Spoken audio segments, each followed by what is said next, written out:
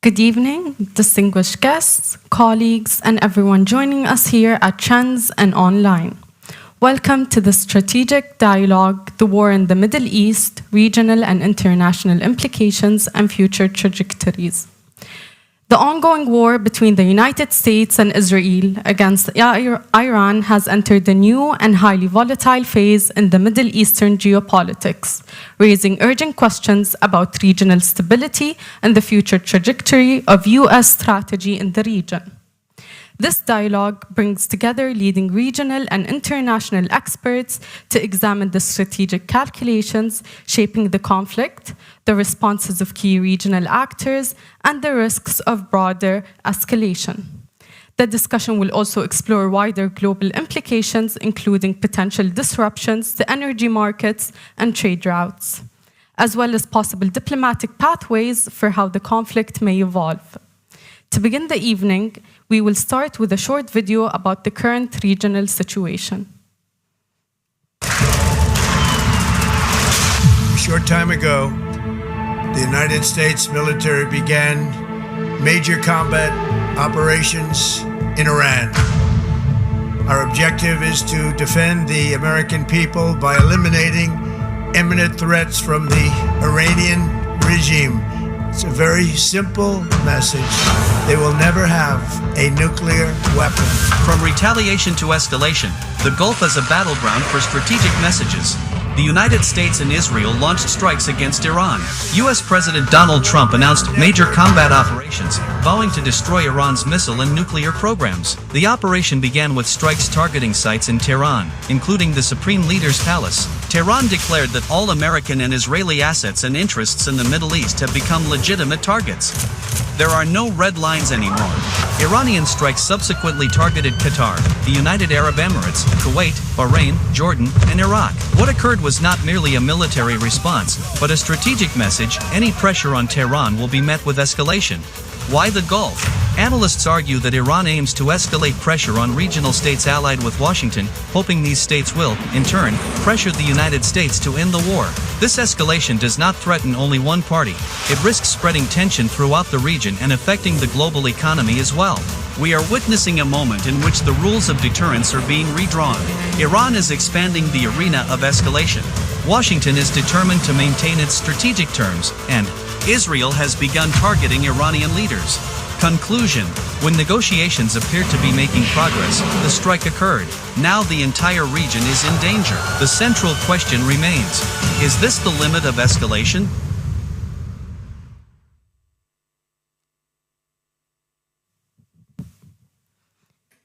Now, please allow me to introduce Dr. Mohammed Al-Ali, CEO of Trends Research and Advisory, to deliver the welcoming remarks. السلام عليكم ورحمة الله وبركاته. أيها السيدات والسادة، أيها الحضور الكريم، نشكر لكم طبعا حضوركم اليوم. هذا الحوار الاستراتيجي الذي طبعا يعده ترندز بالشراكة مع شركائه ومكاتبه الخارجية. طبعا هذه الفعالية ستكون فعالية هجينة، وأيضا سنقوم باستخدام طبعا الفيرتشوال في متحدثين طبعا نظرا للظروف الراهنة. يسرني أن نرحب بكم جميعا في هذا اللقاء الفكري المهم الذي ينظمه ترندز للبحوث والاستشارات بعنوان الحرب في الشرق الأوسط، التداعيات الإقليمية والدولية والمآلات المستقبلية. يأتي هذا الحوار في توقيت بالغ الحساسية والأهمية، حيث تشهد المنطقة منذ أواخر فبراير تطورات متسارعة مع اندلاع المواجهة العسكرية بين الولايات المتحدة وإسرائيل من جهة وإيران من جهة أخرى، والتي امتدت بتأثيراتها إلى المنطقة والعالم بعد أن ردت إيران بالاعتداء السافر وغير المبرر وغير المشروع على دول الخليج العربي، بالإضافة إلى المملكة الأردنية الهاشمية الشقيقة، وأيضا قامت بتعطيل الملاحة عبر مضيق هرمز الاستراتيجي، ما أشعل أزمة طاقة عالمية هي الأكبر منذ صدمة النفط الأولى في سبعينيات القرن الماضي.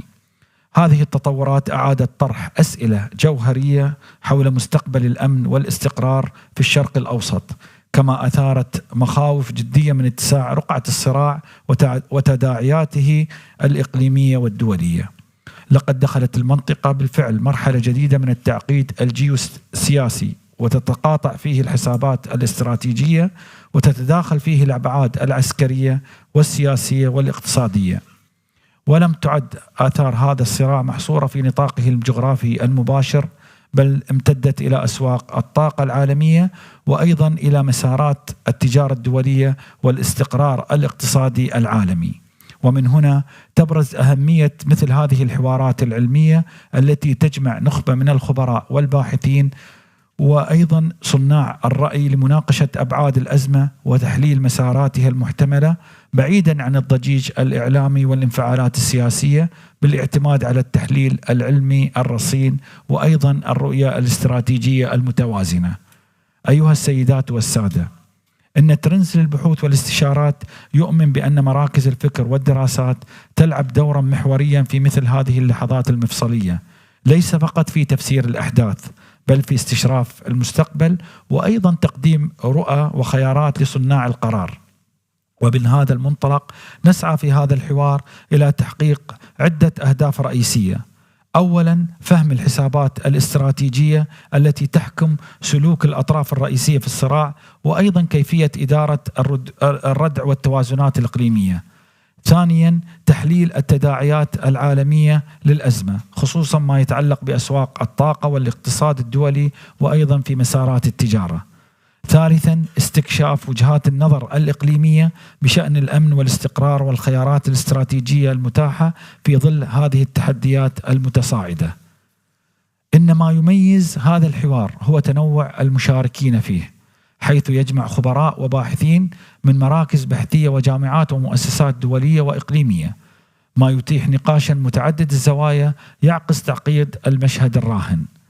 أيها السيدات والسادة، لقد علمتنا التجارب التاريخية أن الأزمات الكبرى رغم مخاطرها قد تفتح أيضا نوافذ جديدة للتفكير الاستراتيجي، وأيضا إعادة صياغة التوازنات. ولذلك فإن فهم التحولات الجارية اليوم في الشرق الأوسط ليس مهما فقط لإدارة الأزمة الحالية، بل لاستشراف ملامح النظام الإقليمي في السنوات المقبلة أيضا. وفي هذا السياق تبقى الحاجة ملحة إلى تعزيز الحوار والدبلوماسية والحلول السياسية باعتبارها المسار الأكثر استدامة لضمان أمن المنطقة واستقرارها. ختاما، أتوجه بالشكر الجزيل لجميع المتحدثين والخبراء والمشاركين في هذه النجوى، كما أشكر الحضور الكريم، وسواء كان هنا في مقرنا في أبو ظبي أو المشاركين معنا افتراضيا. وأيضا أشكر فريق العمل الذي قام في خلال أيام بسيطة في تجهيز هذا الحوار من الألف إلى الياء.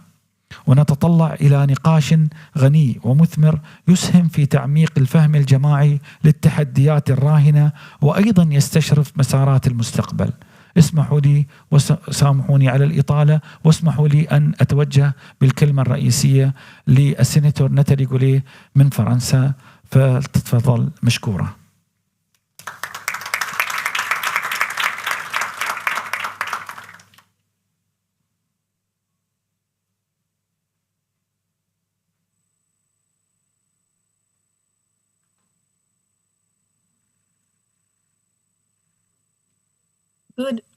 Good evening, dear Chairman. Good evening, ladies and gentlemen. I'm very happy to be with you tonight. It's a very good opportunity, and I'm very thankful for Trent to organize this meeting, which is really very accurate and very important, because we need to discuss about this situation. And when I received the phone call this afternoon, I really didn't have the time to prepare a very long statement. So I just would like to deliver some point. First of all, we have to remember that this war started with Israel and United States of America without asking anything to the GCC country and to their ally, which is putting the full region in danger, as you said previously. And now the situation is really very unpredictable. And I think that these things has to be think very, very seriously, because the situation is now totally out of control, because we don't know how it will end. In the meantime, it's a real good time for United Arab Emirates and also for the region to know who are their friends, who are their allies. And I would like to underline the role of the French people and the French cooperation in military. You know, what happens with the GCC country roughly and with the United Arab Emirates for ages is that we sell weapon, you buy weapon, you buy plane, you buy training, you buy a lot of things. We have a lot of cooperation. And then we never know why. And then in 2009, we signed an agreement for a military base in Abu Dhabi. And in France at that time, we had a lot of debate. I was the one who was in charge of the report in the Senate, so I know this agreement very well.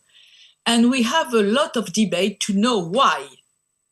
Of course, we can have the Louvre, we can have the Sorbonne, but why do you want to put a French military base in Abu Dhabi, just in the Gulf, just next to the Hormuz Strait, just in front of Iran? Why do you want to have this base? And we have in the Senate a lot of debate saying it's not useful. It's a waste of time. It's a waste of money. It's not the good place. It's not the place to be. We are done by selling weapons and selling training to United Arab Emirates. We don't need this base. And President Sarkozy had a strong will to have this base in Abu Dhabi. And right now, we see exactly the advantage and the added value to have one of your best ally and friend in Abu Dhabi. We have now roughly 900 military people in Abu Dhabi. We also have helicopter, we have ships, we have a plane, and we use them to help and defend United Arab Emirates during this aggression. So you see, sometimes some politician had a vision, and this vision of the military base in Abu Dhabi was really absolutely great. And now we see how useful it is.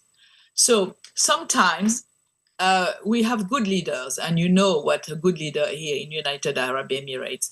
But I think that we have to think, now it's 15 years ago, when a lot of people in France didn't want this military base in Abu Dhabi, and see how President Sarkozy was right to have it. So that was one point.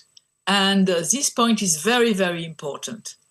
The second point is that you can trust the French allies regarding the defense of your country.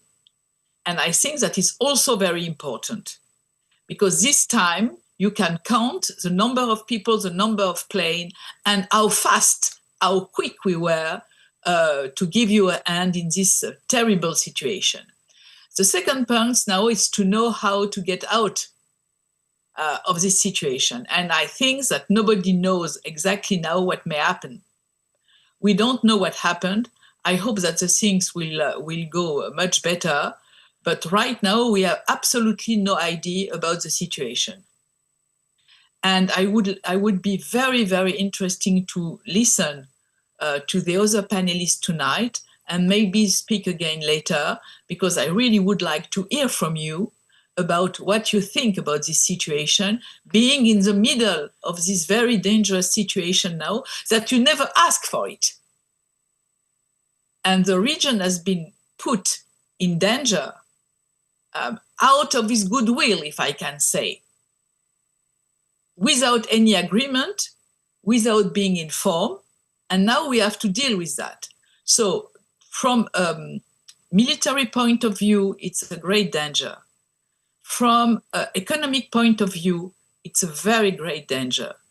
From energetic point of view, it's also a big danger. And from a humanitarian situation, it's also a big danger. So we have to get out of this situation as fast as possible, as quick as possible.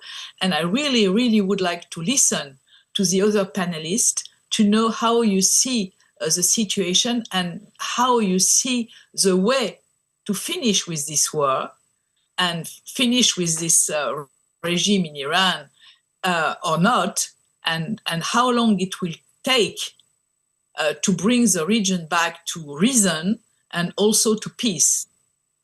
It's very, very important, and it's also very important for us. So right now, as a French, I'm very proud and happy to be your friend and your ally. And thank you for having me tonight. And I'm very, very interesting to listen to the other panelists. Thank you. Thank you for having me tonight.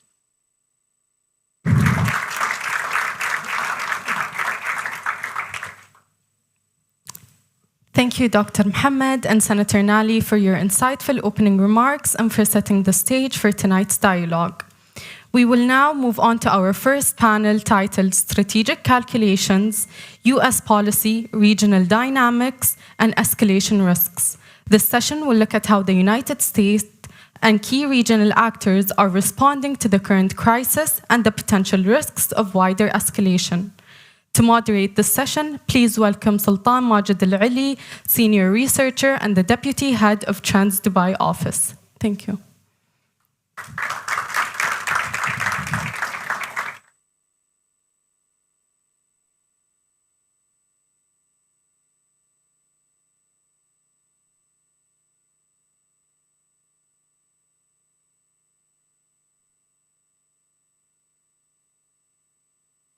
From multiple analytical perspectives, where we will begin to examine the strategic calculation from the United States, Israel perspective, and then to include one crucial question, is that about the regional security, the energy status, and also the broader objective. And finally, we will explore the potential escalation and de-escalation scenarios, especially in regard with the GCC perspective. Now, before we start, please welcome our dear and extreme distinguished panelists. We have our colleague, Mr. Michael Henna, Director of the U.S. Program at International Crisis Group. We have also Ms. Alison Miner, Director of the Project on Middle East International at the Atlantic Council. And we are pleased to welcome Mr. Bilal Saab, Senior Manager Director for Trends US. So I'd like to ask the very question in the very beginning, to walk us through about what is the strategic standpoint about what's happening, the objective about the US and Israel in the current conflict. From my perspective, the negotiation went smoothly, but there is at one point, there is a breakdown and the war started to unleash. So from that point, I'd like to listen from you, Mr. Bilal Saab. Thank you for having me. Good to see my colleagues, even though it is late in the hour in Abu Dhabi. Listen, I don't want to overinterpret. I don't want to overthink what the United States and Israel have stated was the ultimate objective here. You only have to listen to statements of President Trump, even though you did see some ebbs and flows in the rhetoric. But the ultimate objective remains regime change in Iran. Now, lately, I think you may have started to see some discrepancies in the Israeli point of view and then the American point of view, especially with President Trump just a few hours ago, suggesting that we might be nearing the end of this operation and that there's not a whole lot left to target. I'm not sure that was well received over in Israel. I think that the Israelis are getting a little bit more ambitious about their objectives with regard to their operation against Iran. But overall, I think there's sort of sufficient common ground between the two that there's a need to dramatically decimate the military capabilities of Iran, try to weaken it as much as possible, perhaps get lucky and cause some defections within the Iranian regime, to take over and have personnel leading the country who will be a little bit less hardline. But we're nowhere near any of that. As a matter of fact, the Iranians are doing everything they can to message continuity in the system, especially with the appointment of the new supreme leader, the son of the late Ali Khamenei. So look, I don't want to say too much here because I want to hear from Michael and from Allison, but we're in it for the long haul. Whatever strategy, and that's the key term I want to emphasize, hopefully, in this entire conversation. Whatever strategy the Americans and the Israelis used is clearly not working, and the Iranians have been able to effectively counter it through their own strategy, which is to expand the conflict geographically, extend it, and try to inflict as much economic pain as possible across the region. And that's why you're seeing the Gulf states being on the receiving end of all these missiles and drones. So let me just stop here. Thank you, Mr. Bilal. How about you, Ms. Allison? Thanks so much for having me today, and great to be with the other panelists and the audience members as well. We've been hearing a lot of different messaging coming from the White House on this campaign. I think alluding to what Bilal just referenced, some of the president's comments today and earlier this week during his press conference, I think we have to understand that part of this is the president messaging to global markets. He's very focused on global oil prices. We saw after his press conference on Tuesday that global oil prices dropped by over $20 a barrel. I think that was in significant part the intention of the president. But if you look underneath what he's saying, beyond these comments of we're going to wrap things up soon, I think that the White House has largely been sticking to the 4 objectives that they released on March 3rd. So these fall short of regime change in Iran, but state that the United States is seeking to annihilate Iran's navy, wipe out its missile arsenal as well as its missile industrial base, degrade the ability of Iranian proxies to destabilize the region, and prevent Iran from ever gaining a nuclear weapon. I think what's complicated about these objectives, we've seen progress on the first, significant progress on the first, I should say, some progress on the second, but it's very hard to accomplish the third and the fourth goals regarding the proxies and nuclear program purely with an air campaign or an air campaign limited to Iran. Obviously, the proxies are resident in other places. We're seeing some operations in Lebanon, but nothing in Yemen yet, where you have the Houthis, one of the most active proxies in recent years. So I think the key thing to be watched is how the U.S. starts to shift on some of those objectives. And really, I do think it could go either direction now with the U.S. revising down some of those objectives, or even pursuing a bigger and broader campaign, even while the president seeks to message that it will not be a long one, will not be a forever war, and tries to reassure both the Republican Party, the American people, and global markets with that message. I do think we're starting to see growing divergence between the U.S. and Israel on these objectives, growing at least private concerns in Israel that the United States does not share the same approach that Israel does to seeing this as the real opportunity to address the Iranian threat for the long term. I would hope that this is an opportunity for Gulf countries and particularly the UAE to be engaging with the U.S. and trying to shape the U.S. approach to this war. I think one thing we can say is that President Trump has adopted a highly adaptive approach. He's paying attention to what's happening on the ground, and that kind of inconsistent messaging, inconsistent objectives can be challenging for partners, but it's also an opportunity for them to shape. And I think particularly recognizing, as we've seen, how the UAE has really been on the front lines of this conflict along with some of its other Gulf neighbors. I would hope that would give the UAE the opportunity to help shape those objectives going forward. I'll stop there. Thank you, Ms. Miner. How about you, Mr. Michael?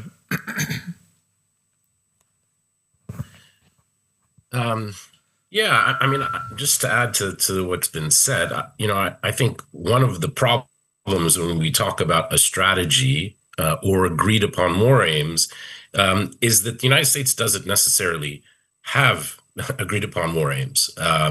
And that's not just a messaging flaw. I think that is a planning flaw. I think the United States right now has some baseline ideas about what it wants, but has continuously changed, rhetorically at least, what it's in the war for. Some of this can be, I think, ascribed to the lack of discipline on the part of the president. But I think it is more than that. And so is it regime change, like Bilal mentioned? Is it these more contained goals that Allison mentions? I think we don't know. And that's a big problem in terms of how you imagine the United States defining war termination, how you imagine the United States defining success. And so I think what we can draw as conclusions from the early phases of this conflict is that the United States has not planned particularly well for this military operation. We see this, I think, in the way in which the United States has been surprised by the nature of Iranian retaliation in the region. We see it, I think, in terms of how the United States is belatedly responding to the Strait of Hormuz. And we see this in terms of how the United States is responding to the drone threat, which all of these things were quite predictable. But I find it quite shocking that the United States military, for instance, didn't consult with the Ukrainians, who have been dealing with Iranian-made drones for years now. And so I see a kind of incoherent picture of war aims, some alarming evidence of a lack of forethought and planning about how this war would proceed. There is, of course, this erratic element to American decision-making that is tied to Donald Trump personally. And so possible that, in fact, he may at an earlier juncture decide that he's had enough for various reasons, whether it is the kind of collateral spillover effects from energy markets, petrochemical goods, and these kinds of economic shocks leading him to declare victory early and try to wrap up the conflict. But I think it's quite a problem that we are collectively all guessing at what the United States and what the president himself wants from this war. And maybe I'll just add one final note to these opening comments. The United States is not the only party that gets to decide how this war ends. I think, the Iranians have a say, and it is not necessarily clear that if Donald Trump decides he has had enough and wants to wrap up this military conflict, that the Iranians will agree. And so, obviously this is a lopsided military engagement, but what we've seen so far is a degree of, I think, Iranian resilience that will be troubling to American military planners. Your brother Michael. There is one point that was really interesting that I want to hear from you. You've said that one of the aims that the United States and Israel have agreed upon was changing the regime. Now, even if it seems that there is no specific plan to change the whole regime and set a new leaders, what are the guarantees that the new set of leaders will act accordingly? Is there anything, a plan, or is there anything that they hope from Mujtaba or the recent Khomeini, I guess? It's for you, Mr. Bilal. Was that a question for me? Was that a question for me? Yes. Okay, so look, to Michael's point, planning requires a set of assumptions that are not wildly, incorrect. And I feel like we started this war with a set of assumptions that were just absolutely flat out wrong about the very nature of the Iranian regime. This is not the first administration that doesn't understand Iran. We've had so many before it, ever since the birth of the Islamic Republic, just have a weak understanding of Iranian strategic culture, resilience, pain tolerance, and so on and so forth. I actually really think that they genuinely believe that they could achieve regime change rather quickly.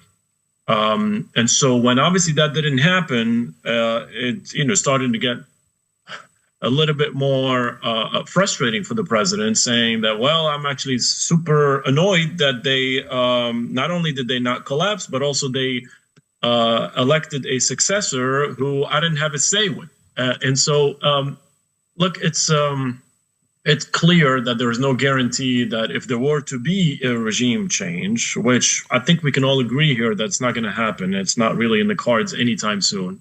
But even if that were to take place, there is just no guarantee whatsoever that whoever comes in their place, assuming that they, strike Mustafa Khamenei and then find someone else, I don't think there's any guarantee that it would be someone who is less hardline, more sympathetic to the plight of the Iranian people, more friendly towards the neighbors of Iran. We cannot make any assumptions about any of those things, right?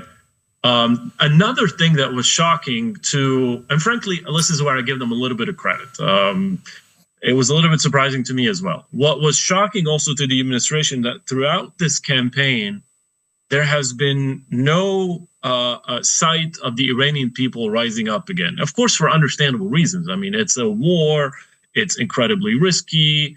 They clearly have a fresh memory of what just happened when they lost dozens of thousands of people, after protesting, and they were killed by the regime. So I'm not in any way saying that this was, easy for them to do, but that was a sort of a factor in this, if you want to call it decision-making in Washington, that was incredibly frustrating for them. They assumed that the Iranian people would rise up and sort of make it even more challenging for the Iranian regime to stay in power, but that didn't happen. And so now we're farther and farther away from this goal of regime change. And we're starting to realize, although you don't have to convince me, I think I've seen it all along, that there is institutional resilience in this regime that the Americans clearly did not anticipate and that they did not plan for. That's why you're seeing now the President Trump being a little bit less, frankly, ambitious with his aims and perhaps settling for, well, we've decimated a lot of their military capabilities. There's not a whole lot left for us to shoot at. And so he could just pack his bags very easily and then just declare victory, because at home, he is omnipotent. I mean, there's not a whole lot of opposition to what he's doing. The opposition is incredibly weak, the Democrats, I mean. He's in firm control of Congress. He's in firm control of his own party. Yeah, sure enough, you could look at the midterms down the road and be worried about that. And to Allison's point, of course, he's worried about the price of oil, the risk of inflation, the global energy market is being destabilized. We just end this with what I started with. We are nowhere near the war objective of regime change.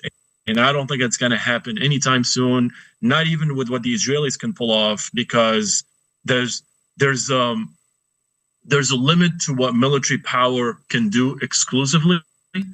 And I think we're now at a point, like Michael said, where the Iranians are not even entertaining, frankly, diplomacy that would sort of, leave them in a vulnerable position. They want to try to establish or reestablish deterrence, although it's going to be obviously more difficult than they claim to be. So this is a war that is happening without careful planning, without clear war objectives, without the right kind of strategy, and there's no shock why we are in it now, and with little hope for a successful resolution. Perspective, Mr. Michael. Our colleague Bilal has just mentioned that there is a gap of that the United States leader often don't understand the Iranian regime. So where is this gap, and what is it specifically it's about? Is it about the wider scope, about the new Middle East that people are often talk about, or what is this gap about? Yeah, I think one thing we have to remember is that this administration operates in very unique fashion. And so, the traditional interagency process of planning that takes careful account of expertise and the collected knowledge about the region has largely been dispensed with. This is not, we saw it with diplomacy, very non-traditional in terms of how the administration went about it.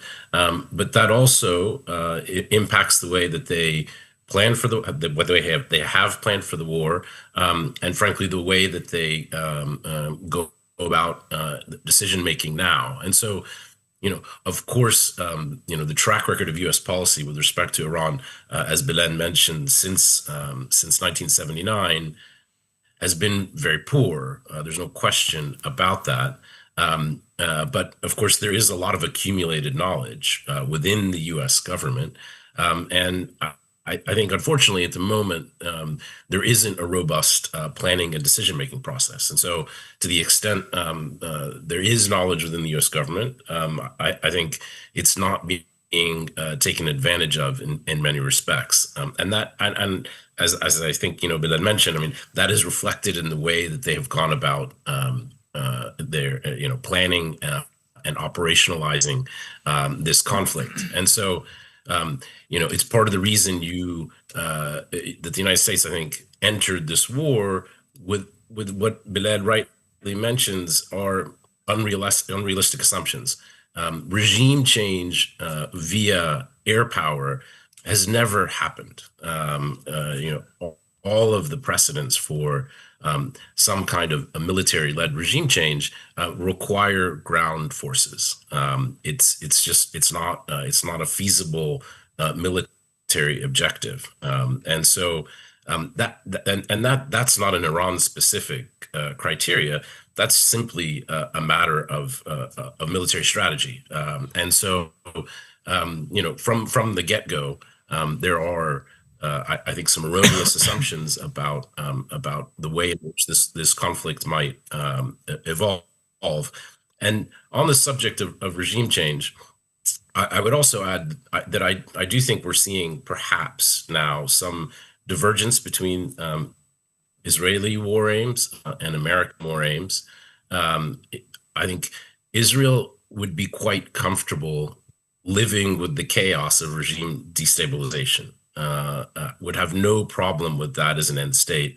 And whether the United States has fully recognized it yet or not, that's not an end state that the United States, as the most important outside regional player, can live with, because it will be a situation of constant destabilization and spillover. And we only have to look at recent experience, whether that be in Iraq or Syria or Yemen or Libya, to see the ways in which that kind of open destabilization, civil strife, civil war, if we were to reach that kind of point in Iran, would inevitably draw the United States back into the region and into this conflict. And so, if the Israelis think that that's an end state they can live with, I think it's not one that could work for the United States. Thank you, Michael. How about you, Ms. Miner? Do you think that the regime change is something that the United States would force a group like they would utilize the Kurds in order to have a regime change in Iran? So if you had asked me during the first Trump administration, if the president would ever support a ground campaign in the Middle East for any purpose, let alone Iranian regime change, I would have said no. We're dealing with a very different President Trump. And, Bilal was talking about some of the domestic considerations. The fact is that the president himself is not up for re-election. Republicans are, but the president is not. And I think that is giving him space to act in ways that he would not and did not during his first administration. I think, again, speaking to how the U.S. approach continues to shift, I think we saw previous about a week ago, that a lot has transpired already in this war, the U.S. exploring the option of some sort of Kurdish campaign to try to destabilize the Iranian regime on the ground. They've since walked that back due to pressure from groups who pointed out, I think rightly, that would have resulted in a potential civil war scenario that could have been even more destabilizing. But it is still, I don't want to be the one issuing predictions about what this president will do, because I think it's going to continue to surprise us, just given how he's broken stereotypes of what the U.S. will do in the past and what he himself has said he will not do in the past. I think that I do think that Israel is seeking the collapse of the Iranian regime. I think that the way that they're trying to reconcile that with the more limited aims that the U.S. has articulated is this hope that the Iranian regime will be weakened. And this is kind of the Syria-Assad model. The Iranian regime will be weakened and over time eventually will collapse. And there's some degree of comfort with a failed state scenario here that Michael was just describing. And I think that's concerning because that could be extremely destabilizing for the Gulf. I think a lot of the Houthi experience in this regard, and what's transpired in Yemen and trying to expand that to the scale of a larger country with much greater capabilities is very concerning. I do want to go back to because I think this relates to what the Iranian regime looks like. After U.S. operations conclude, it seems that the Iranians are seeking a war of attrition here. They are in it for the long haul, and they understand that by closing the Strait of Hormuz, by targeting economic infrastructure, even with drones, which cannot cause necessarily catastrophic damage, they can still be highly disruptive to the economies of the Gulf. And again, I look to the Houthi example here, and I imagine the Iranians look at the example of what the Houthis did against Saudi Arabia for years and see that as a success story of a much smaller military group defeating a larger foe backed with U.S. support because they outlasted them. And I worry that if Iran does pursue this approach, they will continue attacks long after the U.S. packs up its bags and goes home, and that will have significant consequences for the Arab Gulf. Thank you, Ms. Miner. So this is now what we're living now in a very turning point in the history of the GCC. And there is a new system of alliance that might appear afterwards. So how might this, if God forbid, if there is an escalation, the alliance structure between the US, Israel, and the GCC, how would it look like in the future? For you, Mr. Michael.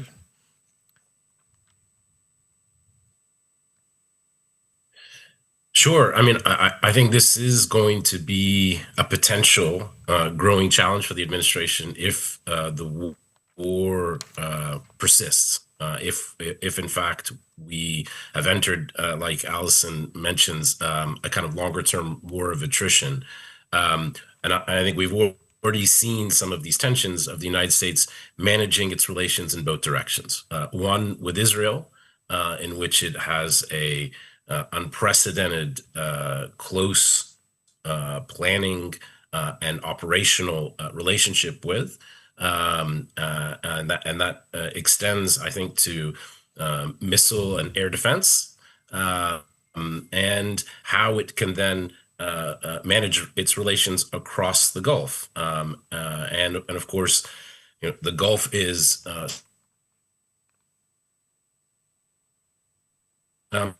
And is not in the driver's seat in terms of decision making about the conflict, and the big wild card here is air defense and interceptors, and of course, a former Trump administration official before the war started mentioned that this was just a math exercise, a numbers game in terms of the United States and Israel taking out launchers and missiles and missile production facilities more quickly than the interceptors run out. And so, of course, the Iranians know this, and this question mark about what will be left in terms of Iranian retaliatory capacity at some point. Will they be able to continue to launch drones, launch missiles against Israel and the rest of the region? And to the extent that the answer is yes, and I think there's some worrying signs that is the answer, it is going to put a lot of pressure on the United States in terms of its ability to continue to provide interceptors and defensive assets to the region. And of course, there are, I think, sensitivities now in the sense that some in the region feel as if, and I think rightly so, the United States is extending more help to Israel than the Gulf countries. And that, I think, is going to breed resentment, understandable, over the longer term if the war persists. And I think it's going to be a real challenge for the administration in terms of managing in both directions, because I would assume that if the war goes on, that the Gulf is going to want to have greater say in how the war proceeds, because again, as you all know better than I do, the Gulf is really is bearing the brunt of a lot of this retaliatory capacity in terms of how Iran is responding. Thank you, Mr. Michael. How about you, Ms. Miner? How do you think the future will look like in terms of the alliance system between the GCC and the United States? I think it's too soon to say. I can certainly see a scenario in which this is a learning opportunity for a United States that has been saying for over a decade now that it's trying to pivot away from the Middle East towards Asia, downsize its military involvement in the Middle East.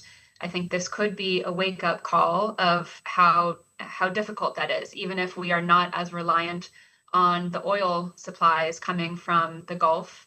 We're now seeing data centers and digital infrastructure being targeted. We're seeing the disruptions to other global trade and how closely we are integrated into the global markets that do still run off of Middle Eastern fuel. So it could be a wake-up call in that regard. I think of the apocryphal Churchill quote that America will never fail to do the right thing after it's tried to do everything else. Maybe this does serve as the wake-up call that we need to reinvest in our partnerships in the Middle East and have some of those tough conversations that Gulf countries have been trying to have with us about security guarantees over the past several years, and certainly with good cause. On the other hand, I can see this being yet another example for Americans of the dangers of wars in the Middle East, and really empower an isolationist wing in both the Republican and Democratic factions of the United States, and see even more rapid disengagement from the Middle East. So I think it's too soon to tell where those trends go, but the conversations that Gulf countries like the UAE, like Saudi Arabia, like Qatar are having with the United States about its military basing and security partnership over the coming weeks will be absolutely essential. Thank you, Ms. Miner. How about you, Mr. Bilal?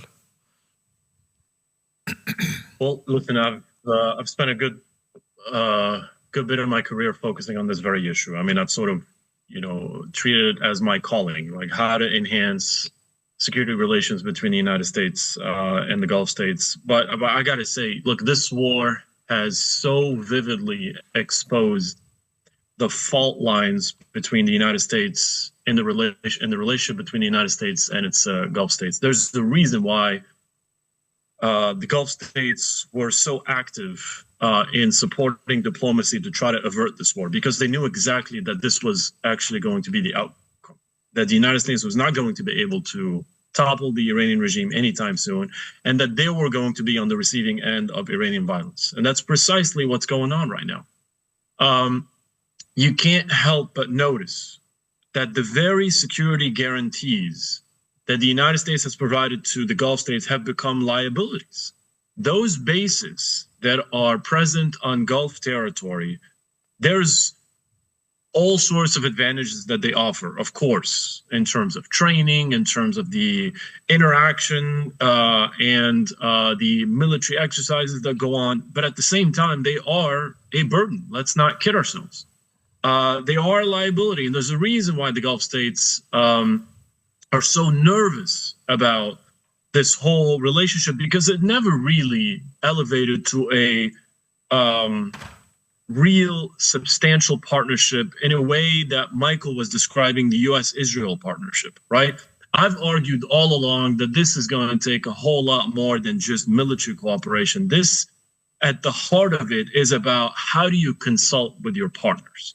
How do you establish consultative mechanisms where you are coordinating on matters of war and peace, on issues that are directly relevant to national security? You saw the most famous example of lack of coordination with, of course, the Joint Comprehensive Plan of Action, where the Gulf states were incredibly frustrated and disappointed with that outcome. And now you have example number 2, where the United States rushed to war against Iran against the wishes and the preferences of its Gulf states. That just shows you that there's a divide that is impossible to ignore in terms, and a fault and a flaw in the relationship that is impossible to ignore. And that's going to require a whole lot more than just buying weapons, than consulting on security issues that are more day-to-day practical in nature. I mean, the contrast between a level of coordination between the Americans and the Israelis on the one hand, and then the Americans and the Gulf states on the other, with respect to this current conflict, is remarkable. And so, frankly, I've gotten to a point where I don't even know what else is required to get to that level of unison, of harmony, of effective consultation between the two sides. But it is going to require institutional mechanisms that are more enduring than what we've seen thus far, and that are just deeper, much deeper than what we've seen thus far, to avert the outcome that we're seeing right now. That is obviously disadvantageous to the Gulf states. Thank you, Mr. Bell. So we all agreed upon that the United States and the GCC, there will be like a gap in terms of the relation between the two countries. However, I wanted to know, do you think China, for example, will fill this gap after the conflict finish? Mr. Michael. I don't. I mean, it's one of the conundrums, I think, for the Gulf states. We've seen no kind of backfilling or efforts by the Chinese to build their military presence in the region. In a sense, they've been happy to be free riders. They obviously are much more reliant in terms of their own energy security on Gulf security, and they've been happy for the United States to pay for that. Obviously, the energy markets are global in nature. The United States can't shield itself from the energy markets and disruption there because of the kind of surety of their own growing oil supplies. But obviously the Chinese are much more acutely susceptible to disruption. And despite all of that, they have not tried to expand their military presence into the region. And I think that's quite telling. And I think if we look at the very intense military diplomatic setting that was the region post October 7th, it's very clear that the United States remains, for better or worse, the central outside player in the region. The Chinese have had small forays into Middle Eastern diplomacy. We saw it a little bit with the Saudi-Iranian rapprochement, although frankly that was mostly done by the two sides themselves and was sort of delivered to the Chinese as a message to the United States. But it's been notable in terms of Chinese absence. They do not play a meaningful military or diplomatic role in the region. I think that's largely by design. I think perhaps the events that we are witnessing at the moment may lead to some reconsideration, but it's not a capacity that can be built quite easily or overnight. And so for the foreseeable future, I think the United States will remain in the kind of primary position in the region, and it's very difficult for me to imagine the Chinese who have prioritize their economic and trade relations with the region, expanding their remit and thinking more broadly in terms of diplomacy and security. Thank you, Michael. How about you, Mr. Bilal? How do you see it? Well, fully agree. Fully agree. I mean, it comes down to two basic variables: willingness and ability. I don't think the Chinese want to do this. Why? This is far away from home, and their core theater is the Indo-Pacific, despite their imports of oil. So they'll just happily continue to free ride on American security. And then even if they ever change their mind and say, no, we want to be more involved directly, I don't think they have the capacity to sustain that kind of heavy deployment that will provide security for the entire region and manage all these complexities. My God, this is like a mission impossible. I don't expect Beijing to ever be in a position to really dramatically shift its policy and put all its eggs or most of its eggs in the Middle Eastern basket. I just don't see that happening. Thank you. Ms. Miner? I completely agree with what's been said. I think we'll see China try to take advantage of this opportunity to drive a wedge in the partnership between the United States and its Gulf partners, but not in a way that would seek to actually replace that level of security partnership or support. I think we'll see Russia certainly exploit higher oil prices and decreased output from the Gulf. But they're certainly not in a position to get as engaged, and if they were to, it would be in the same way that they did in Syria, in a way that would be, concerning and quite destabilizing for countries in the Gulf. So I think, more likely the alternative is smaller regional defense pacts. I think this is a question: will we see anything come of the Saudi Pakistan defense agreement? Is that something that's real and operational? Will it come to play at all in this conflict if it continues? But the fact is there's really no replacement, as my colleagues have said, for the U.S. military role in the Gulf. Thank you. Can I just add a tiny thing, if you don't mind? Yeah, please. Just at the risk of oversimplifying, like why the Chinese or the Russians can hardly ever substitute the American security umbrella. I mean, this is almost like you look at your phone and you see, what's the operating system, right? What operating system is installed on your phone? Everything when it comes to security in the region is American-based as far as operating system. So imagine having to change all of that and turning it into a Chinese application when it comes to ideas, concepts, doctrine, how you train, the weapons themselves. It is an enormous lift. And so even the Gulf states themselves wouldn't even really be entertaining something like this, because it is a dramatic shift from what they've been used to over decades and decades and decades. It's not that easy to shift from American to Chinese. All the Chinese are going to give you is a new kit. That's it. They're not going to train you on how to do it. They're just going to give you the equipment, happy to sell you that stuff, but they're never really there to, do everything that we do in terms of engagement, or what we call the whole total package approach. So you think that the Chinese, Mr. Bilal, that the only role that they would play is purely diplomatic? Nothing have to. I mean, not purely. Not purely. Obviously, they also will, sell. Just like as Michael said, limited stuff, be it drone, be it small scale, arms, and then try to play a mediator role every now and then, even though it's frankly less significant than what it's portrayed to be.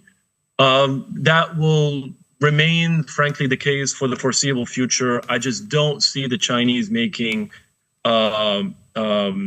more significant contributions to regional security, making heavier investments military in that part of the world, primarily because of geography. It's just that simple, and little experience with that part of the world. Although one can make a case that the United States has had so much experience in the Middle East and it keeps screwing out. So I get it, but there is so much to learn for the Chinese in that part of the world that I just don't feel that they would be making that kind of investment. I just don't see that anytime soon.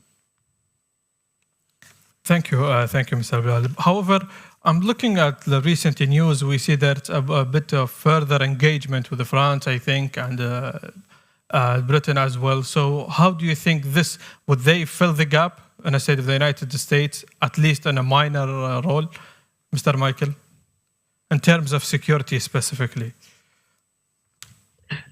No, I don't think they can fill the gap. I mean, I think they're happy to engage at the level of sales and cooperation.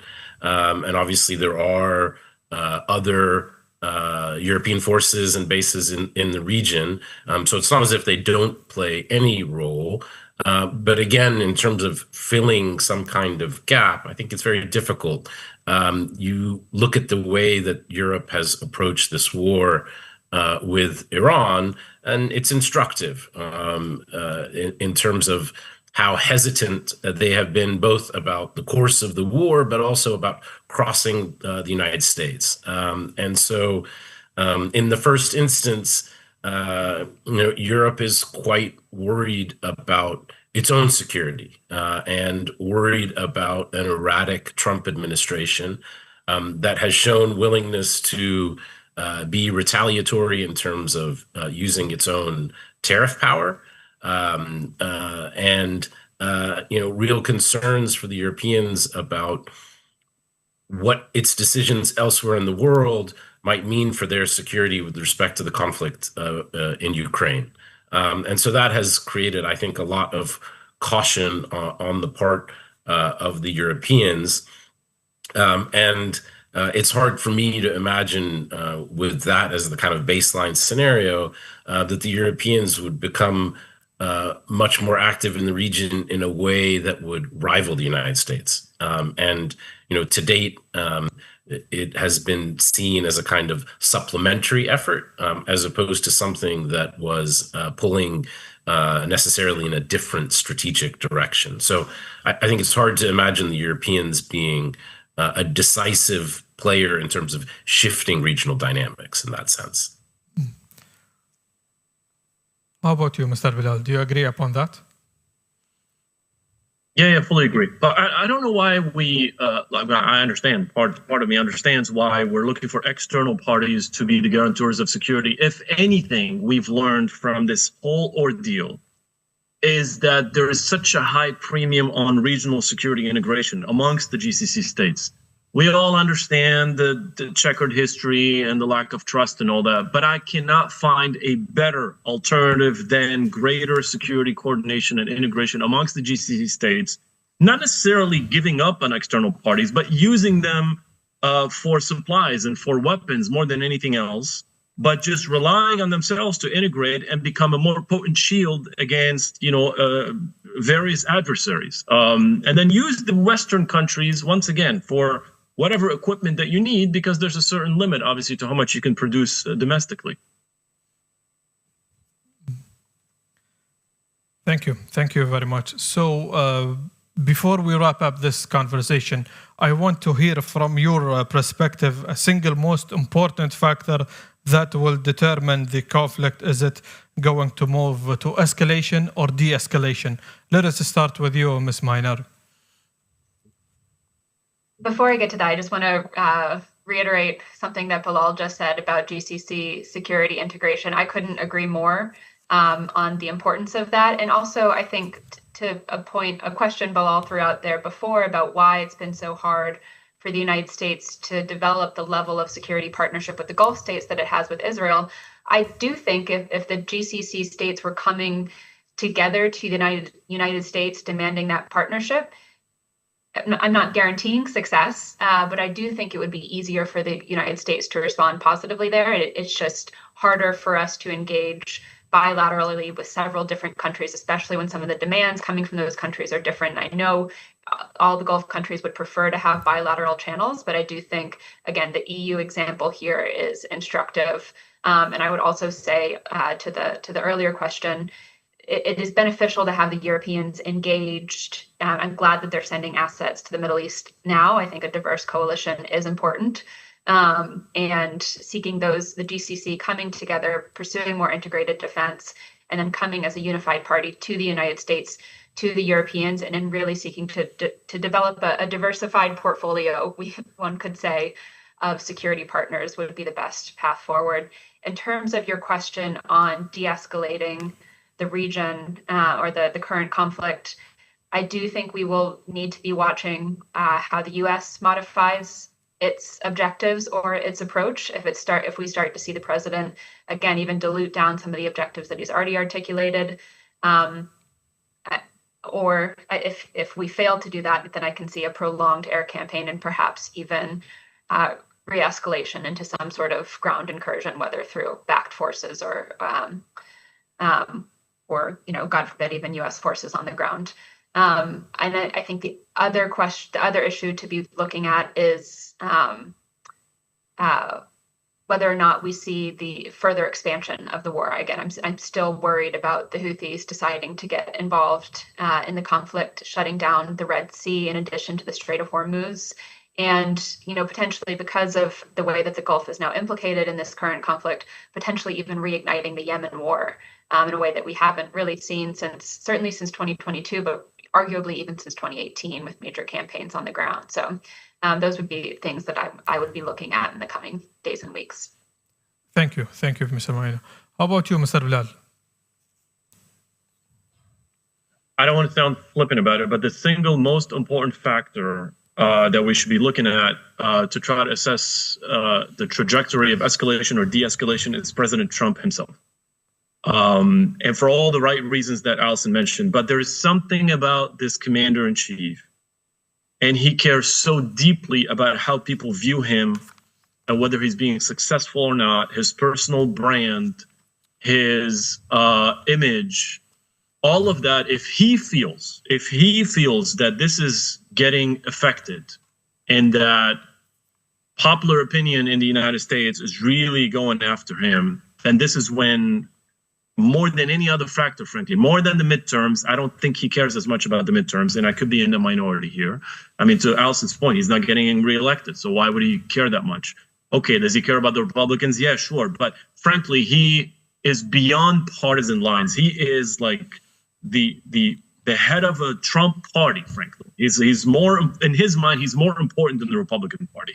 So to him, his image and how people view him, whether he's succeeding or failing, is going to determine the trajectory of this conflict. That's why you're already seeing things like, snippets and signs from him and rhetoric saying that I think we're getting the end of this, because he's starting to feel like he's not going to be able to achieve his outcomes, and that failure is more likely than success. So he's going to try to spin this in ways where it still is a success, even though we all know that he's not able to achieve his war objectives. So how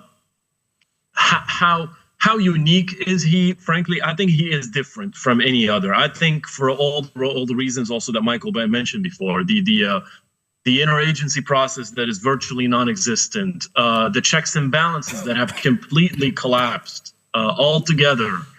And so there is no one making a more consequential decision about the trajectory of this conflict than President Trump himself.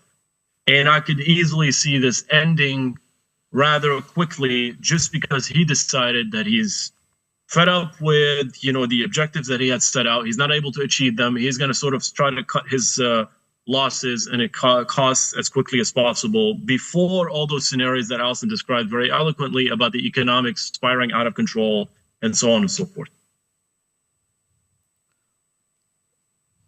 Michael?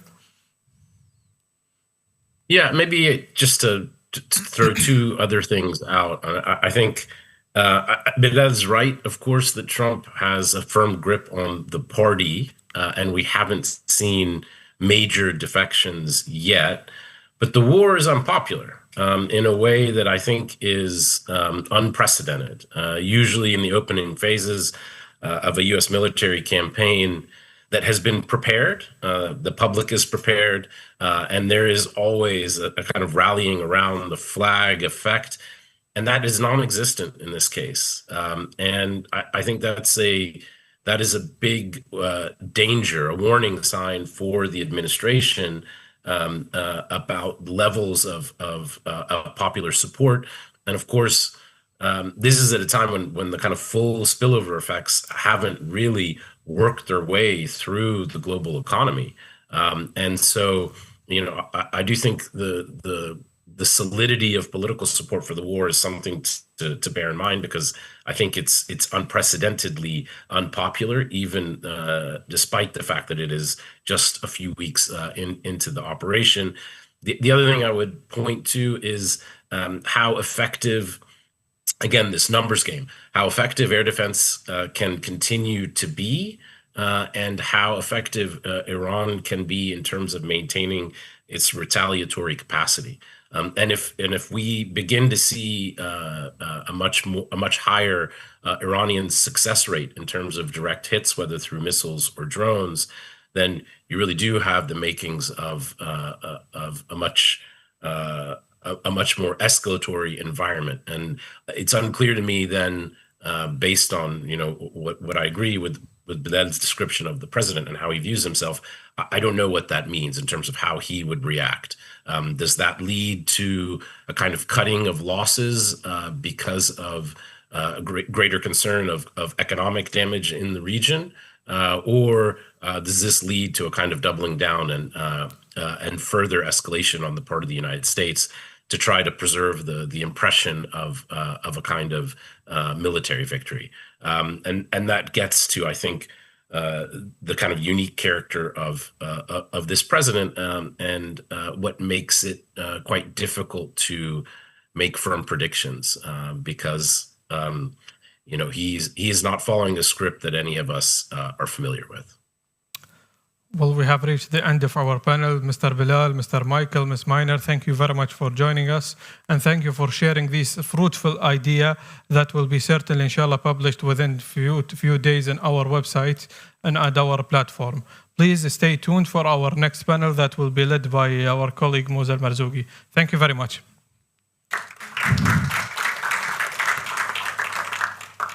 Thank you to the moderators and panelists. May we ask the moderator? Okay. For a group photo. Yes.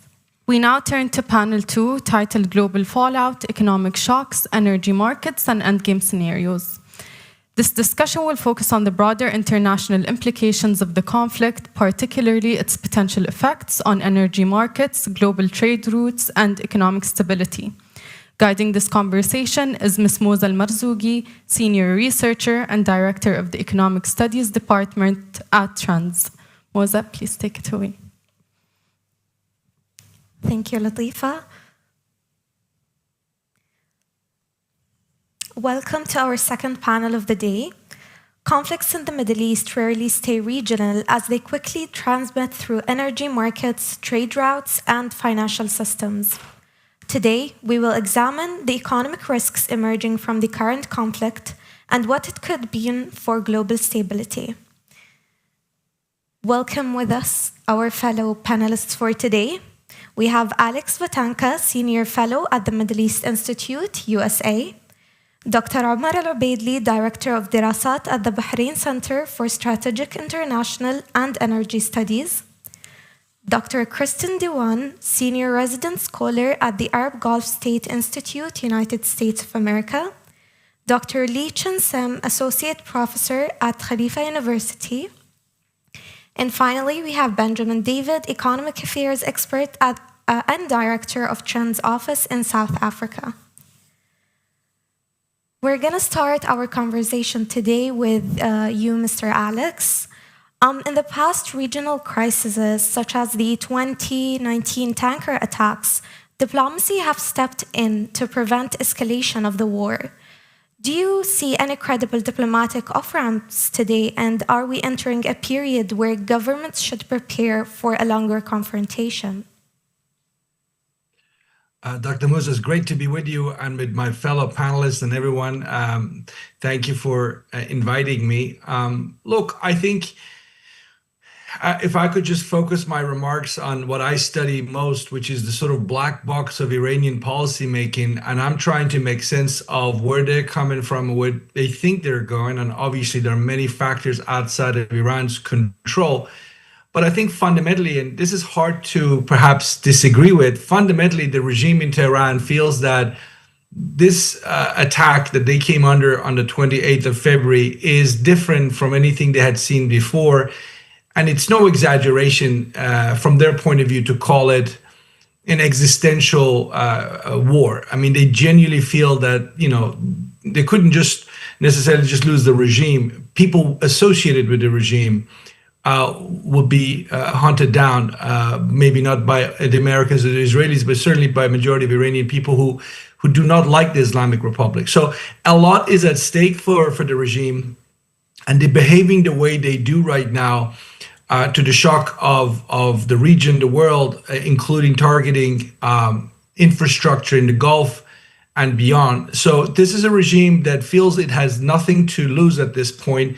There are a couple of things they're not doing right now. I suspect, I don't know this for a fact, but I suspect they're trying to keep this war between what they will call Trump and Iran versus the American nation, American people and Iran.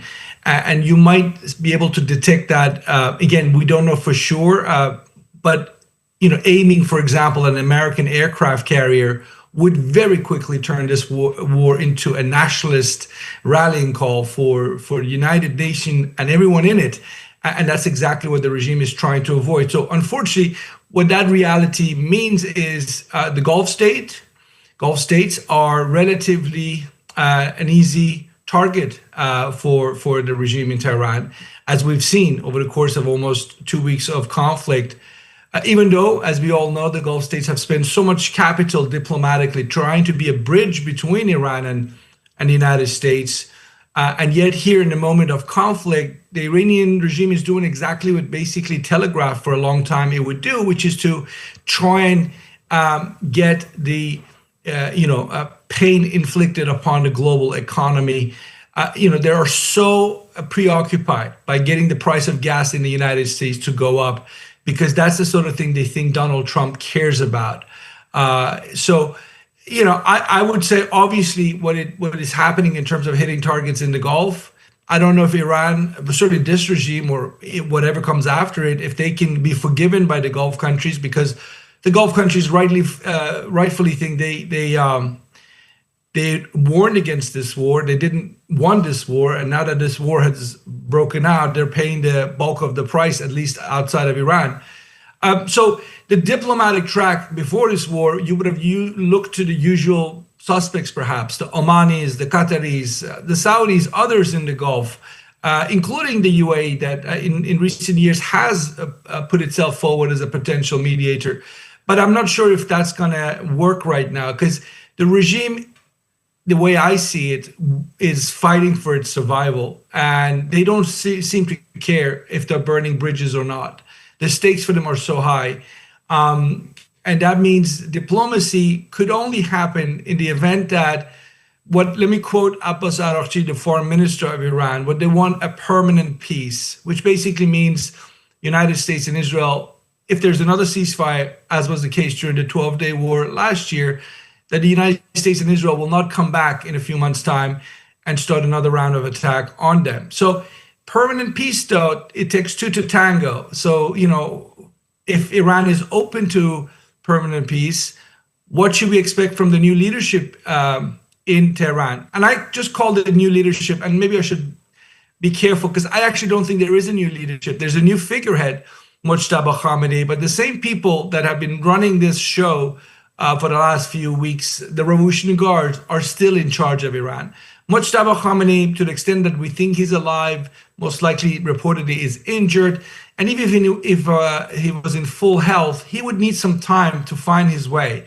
He is not someone who's going to come in and day one make grand decisions in terms of where Iran will go in this war. So I would just say, for now, the Revolutionary Guards are fighting for their lives. They don't seem to care about what they're damaging, by and large. They don't want to escalate to the point where the United States, sees this as an American war. Because, again, we have to be very careful. The Iranians spend a lot of time reading American public opinion and American political mood in Washington, and they see this war as unpopular. So again, going after an American aircraft carrier or killing lots of Americans is not necessarily a good thing from their point of view.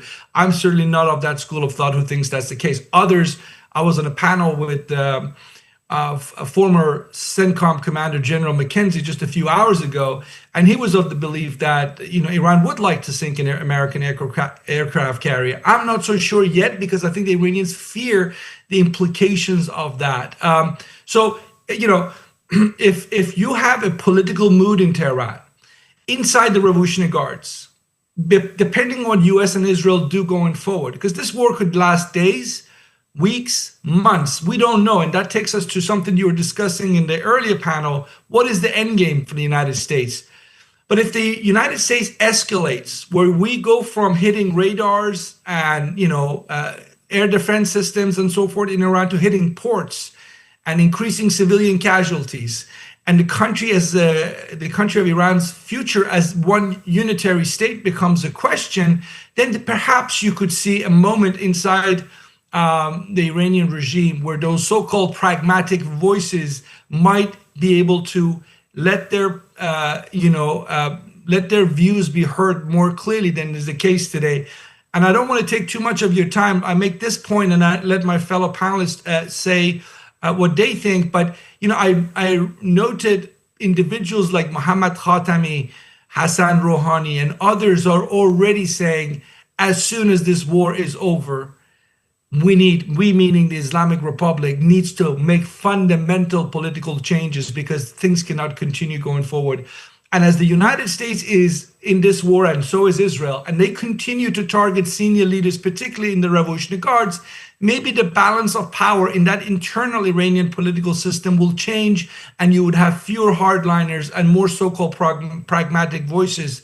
That's one scenario, because if you have that scenario, and that has to happen pretty fast, maybe you could have a situation where diplomacy, which I don't think right now is that realistic, but in that situation, it could actually become realistic. It requires Iran to make compromises. If they want this so-called permanent peace, they would have to have a hard look at their policies, not just towards the Gulf states, but also the United States, and most importantly, in many ways, Israel. The Israelis are in this for the long haul. They want regime change, and they're not going to settle for any small compromises. If they can get their way, they want this Iranian regime to go, which means if they can convince Trump to stay in this long fight, then we are in a long ride as far as the hot shooting war is concerned. But let me not talk too much and stop here and listen to my fellow panelists. Thank you, Mr. Alex. And I believe so that Iran is at a place now where the risk is very high that the diplomacy is off the table for them when it comes to negotiations now. We'll move Thank you. No, we're going to come back to you, Mr. Alex, in a bit. So we're going to move to Dr. Omar Al-Obaidli. We saw during the Ukraine war how quickly higher energy prices translated into inflation and slower growth worldwide. If tensions persist in the Middle East, what economic spillovers should we expect first? Is it inflation, trade disruptions, or investment uncertainty? First of all, thanks very much for inviting me to be with you today. I would say that there's no real precedent to what we're seeing today. I know you mentioned COVID, but the macroeconomics of what we're facing at the moment are quite different. And that's reflected in the fact that if you see all the international organizations like the World Bank, like the IMF, none of them have come up with the macroeconomic forecast yet, in contrast to COVID, where a quick pattern quickly emerged. And the reason is that everything is extremely dynamic nature of the crisis at the moment, and things are changing from day to day. It's very difficult to get a grip on exactly what direction things are going. The most recent illustration being, the decision to release from strategic reserves, which obviously have a significant impact on the price. This kind of things, decisions are being made day to day. However, I would say macroscopically, the key risk that we're facing is not inflation. It's further fracturing of supply chains and greater geoeconomics in what I would call the interwar style. So between World War I and World War II, we saw, a fragmentation, disintegration of the international economic system. And that was something that was very damaging. Today, or in 2026, that's the 250th anniversary of the publication of Adam Smith's Wealth of Nations. It's very disappointing to see the world going down this path of economic disintegration and supply chain decoupling. But I would assert the key fear is not inflation. Although obviously, if we were going to be, focused on the domestic political arena in the US, then fuel, gasoline-driven inflation is something that is salient. That's generally speaking not what we're scared of at the global level. What we are scared of as a consequence of this crisis is declining living standards, obviously in the Middle East, but everywhere in the world, as the benefits of trade and economic integration continue to unravel. This is a chain we've seen, which really started in 2008 with the global financial crisis and has continued, to stagnate and then head down in the last 2 years. And the Ukraine crisis and COVID have really added to that. And now we're at a stage where we see it further ratcheting in the rate of disintegration. So it's a big concern.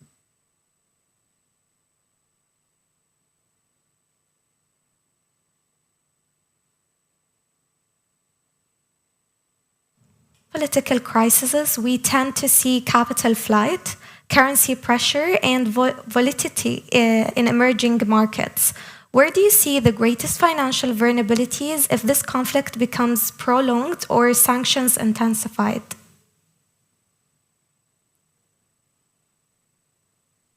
Hi, thank you so much for having me. I kind of would echo a lot of what my colleagues said. We are at a period of incredible uncertainty, but we are facing the crisis that I think all of us was always out there. I mean, I think ever since I was studying the Gulf, the major crisis everybody got out was, well, what if you could close the Strait of Hormuz, And that was always like the issue that everyone looked at.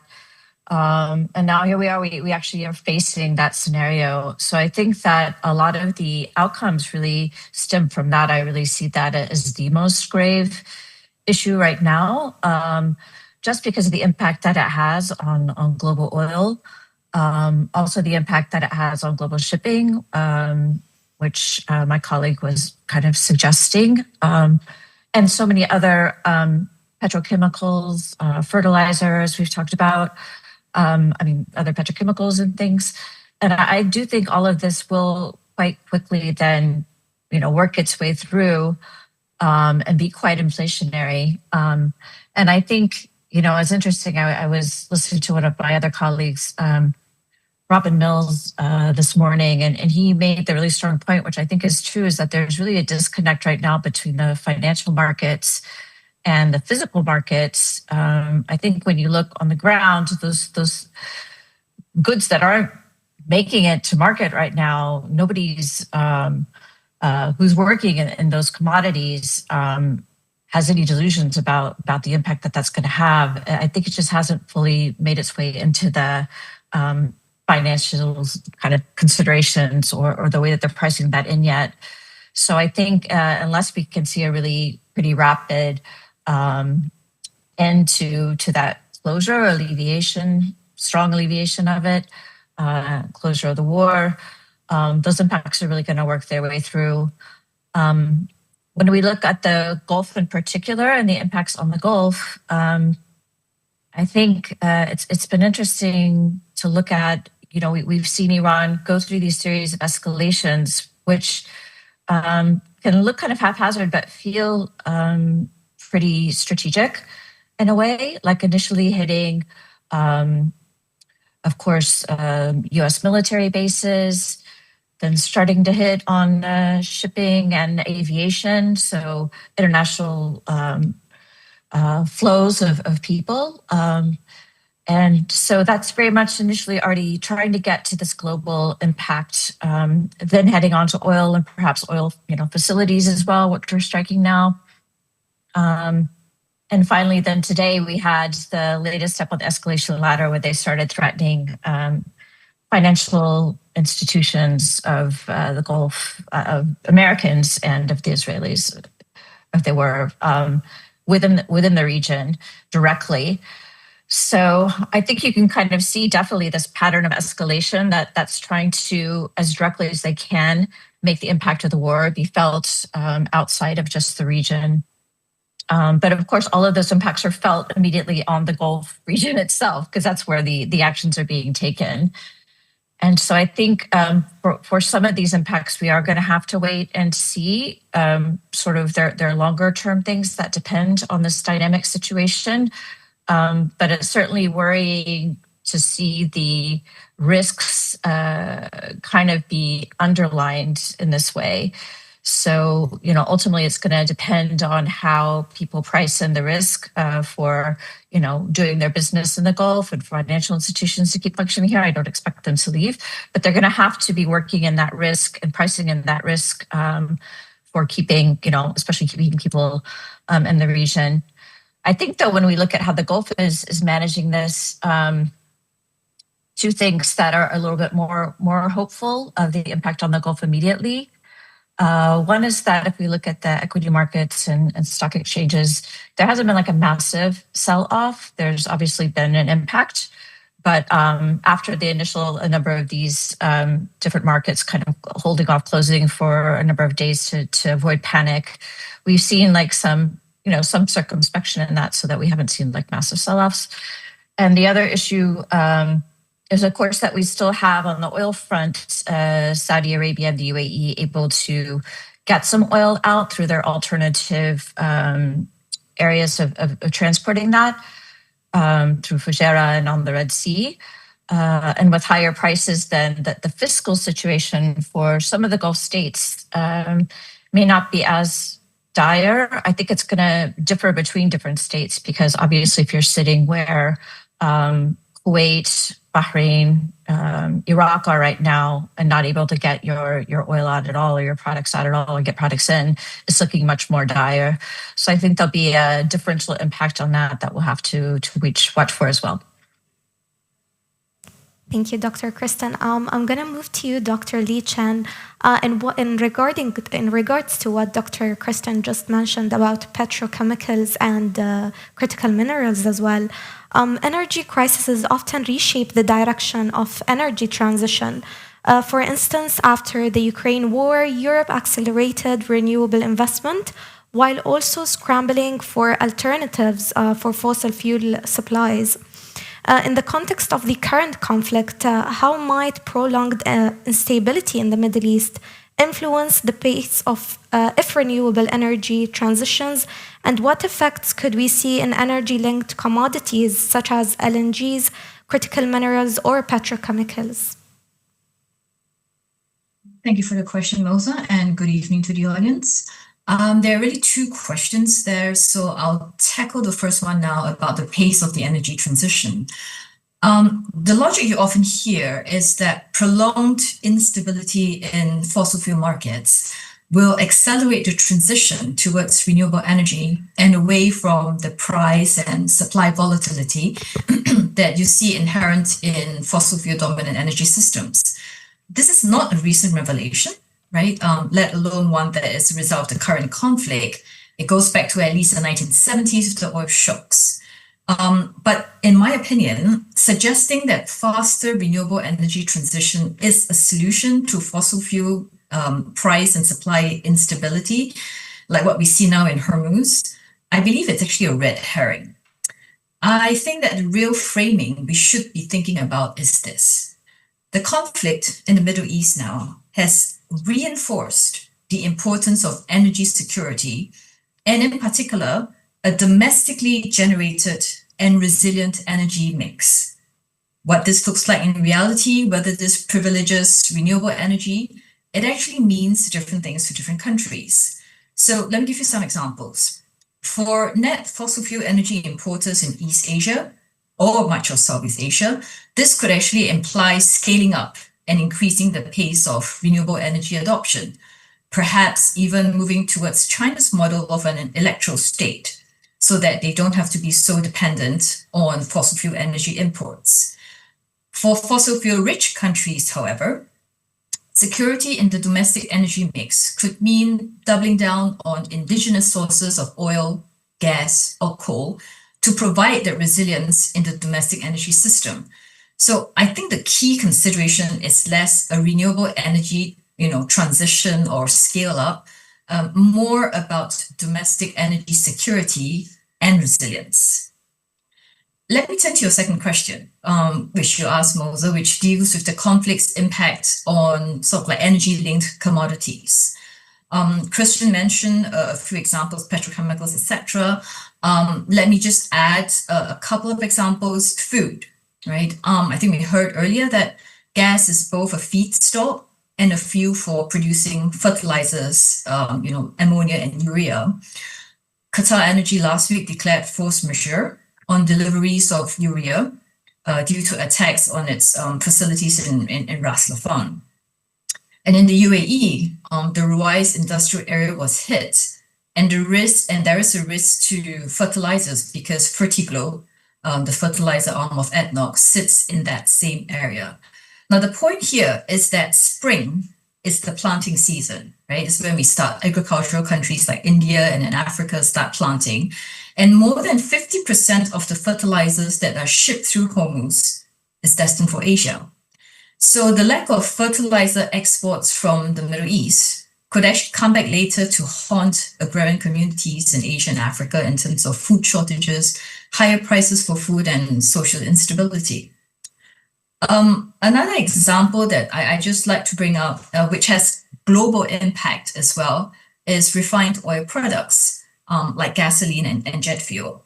Such exports from the Gulf are constrained, right? So in theory, we have other refining centers that can pick up the slack for gasoline and jet fuel. Herein lies the problem. These refineries, which you find in India or China or Thailand, actually depend on crude oil from the Gulf as feedstock for refineries to produce gasoline and jet fuel. So I suppose in short, what I'm trying to say is that the production and shipping of these energy-linked commodities, they do contribute to economic diversification in the Gulf, but they have been impacted. So don't just think about, the headline oil and gas. And all these problems affect the Gulf states, but they also affect other countries in Asia. Thank you, Dr. Lin. We're going to move to Benjamin David now. Conflict in major energy regions often hit developing economies the hardest, especially those dependent on imports or vulnerable to inflation shocks. From your perspective, how prepared are governments and international institutions to manage the economic fallout of this conflict if it becomes prolonged? I think the short answer, thank you very much for having me, and great to be here, is they're not well prepared. I mean, to give an example of South Africa, I was crunching the numbers on how many days worth of strategic reserves they have in oil, and it's about 14. So they've gone into this period with 14 days of available oil that they could supply, and they only refine about 40% of what they consume. So they're heavily reliant actually on the UAE to provide them with refined products. And now that's going to be a significant problem. We've already seen significant price increases with local airlines being unable to secure jet fuel supplies. So the impact has been swift, and I don't think governments are particularly well positioned, at least in the case of Africa, to deal with that. I think just zooming out, one needs to take into account that the global economy had already dealt with a very severe shock as a result of trade and tariff wars that had started last year. And that diversification, as Dr. Omar indicated earlier, is fragmenting trade networks. That's making it much more difficult for governments to respond to the situation. If I look at how African countries have responded to the tariffs that were imposed in the US in terms of diversifying exports to other markets, it really was a struggle for them to diversify out. What is encouraging, though, is that on an aggregate basis, GDP, the global GDP did relatively well last year, and was forecast to actually accelerate slightly this year, or the forecast was uprated. So from that perspective, there is an underpinning momentum that is potentially positive that governments could lean on to get them through this problem. The other issue that I think you asked is around international organizations. I think that I did a quick check on what's going on with the IMF and the World Bank in terms of their available limits. So the IMF has approximately $220 billion worth of forward commitment capacity, which is their available lending position in 2026, and the World Bank's sustainable annual lending limit or annual lending level is approximately $39 billion. So there's a reasonable amount of support available at an international level. That contrasts with the UN, which is effectively bankrupt. So I don't know whether you've seen what's going on at the UN and all the agencies, but the significant cuts that are being implemented at the moment are really hampering their ability to respond to crises and disasters. So from that perspective, I think that there's going to be some pain, especially in the lower income and least developed countries, in responding to any of the shocks that come through from a trade diversification perspective or from direct fuel expenses. Thank you, Ben. And by that, we're going to move to the second round now. We're going to move towards a forward-looking question. How this conflict could end and what that would mean economically. My question is to all speakers. If we fast forward 6 to 12 months from now, which scenario do you see as most likely? Is it containment, prolonged conflict, or wider regional escalation? And under that scenario that you have chosen, what would be the most significant economic consequences? We're going to start with you, Mr. Alex. Yeah, thank you. I'll try and take each of those very quickly and go through various scenarios. Look, the idea of a ceasefire is one that could happen. I said earlier, I wasn't sure if the Iranians would buy into it, but obviously also much depends on the US's willingness to escalate. And I'm not so concerned about Israel. I think Israel would be willing to escalate. It's the US side that I think I would be watching for. So key decision here is really with Washington and what the president decides to do. The president just a few hours ago was basically saying, in some ways, he could have declared victory today. He could have said, we've sunk their navy. They don't have anything left. We can walk away, and I've killed Ali Khamenei. So he could declare victory at any moment. I doubt he would do that, but that's an option he can have. I mean, so much obviously depends on politics in this country, in the United States. And I'm not sure where we're going to be on that in a couple of weeks' time if this war continues going. The other idea is Iran totally defeated. I think that's unlikely in the sense of, how do you measure total defeat? Unless you have occupation of the country, I don't see that happening. This is a large country. There'll be pockets of resistance, and without boots on the ground, air power alone is not going to do it. So I don't see that happening. A prolonged war of attrition is likely in the sense of 6 to 12 months going forward. What that means is something, by the way, the Iranian regime itself has always publicly warned against, that it doesn't want to find itself to be in, but what they call the Syriazation of Iran, that Iran becomes so weak that US, Israel, others can take a shot at it whenever they feel like it. And that in turn, the Iranians would retaliate to the extent they can. What would they have left in 6 to 12 months? Presumably not many ballistic missiles or even medium range missiles. So what they would have is something they can produce plenty of, and they have tens of thousands of them already, are the drones. How far can those drones reach? Unfortunately, the Gulf states would be in proximity. Geography here matters. Not only can they reach, but also, again, it's how the quickest way for Iran to internationalize the pain of this war continuing, because it doesn't want to be in the kind of Syriazation scenario. It finds that to be a place it doesn't want to be in. So what does that mean if the Gulf is at risk? Again, in my earlier remarks, I said the Gulf countries, it came out and said early they didn't want this war. They weren't consulted. They ended up in this war. But obviously now that they're experiencing the pains of this war, the question becomes, will the Gulf states suddenly make a U-turn and actually argue for regime change, essentially side with Israel? And would that matter for Donald Trump? I could see all sorts of scenarios. Who's going to pick up the bill for the war? but a consensus along the lines that, the regime in Tehran has now crossed all red lines. There is no way it can come back, and now it needs to be regime change.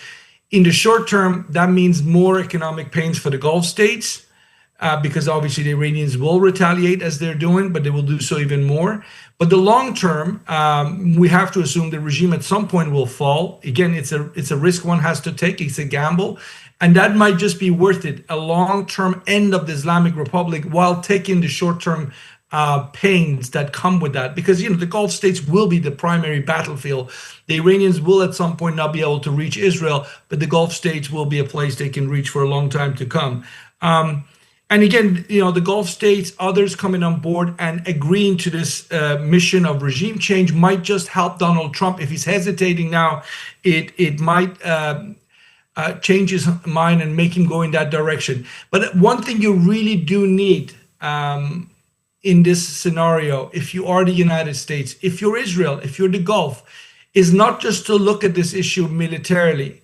You have to have a political mission that runs parallel to this, by which I mean you need to first and foremost deal with folks inside the Iranian regime that are open to change, if that's possible, meaning agreeing that Islamic Republic has to go, and there are names we could speculate about. You also have to politically mobilize, organize, empower the opposition. Again, not just the opposition waiting on the sidelines inside of Iran, but also the opposition outside. Right now, that political game is missing. There's no game plan. Right now, the president has toyed with all sorts of ideas. So one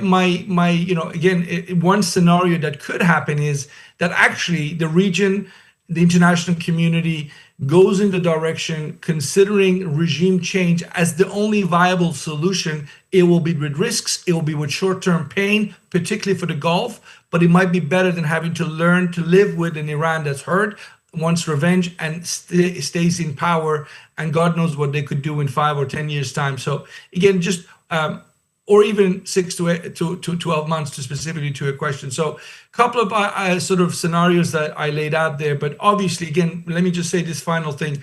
So much depends on what Donald Trump will consider to be important for his legacy. Would it be risking being the savior of the Iranian people and ending the Islamic Republic? Or would he rather not be another George W. Bush that started a nation-building project in the Middle East that he could not finish? Because that's basically the two options he needs to weigh, making a decision which one he wants to go with. I'll stop there. Thank you, Mr. Alex. You laid down there many scenarios that are potential. So we're going to move to Dr. Omar now and your intake on the question. Thank you so much. It really depends on what economic. So in terms of the long-term economic, situation, 12 months from here, it really depends on what economic principles are asserted in the coming weeks and months. If the principles that are asserted are that might makes right, economic infrastructure is fair game in a war, piracy and blackmail are acceptable in the vein, something in the vein of pre-modern privateering is an acceptable part of doing business, then we're heading in a very bad direction. In contrast, if the principle that is asserted is that aggressors will be deterred and that global economic stability is the priority and the countries will cooperate on affirming that, then the damage will be limited. At the moment, I have to say I'm a little bit leaning towards the pessimistic side. As some of the conflicts, other conflicts mentioned by my colleagues indicate, this conflict is not an isolated case, and it represents a link in a chain of clear violations of international law. But the reality is that we don't know exactly what's going to happen, and I also agree with Dr. Van Takke, because how President Donald Trump,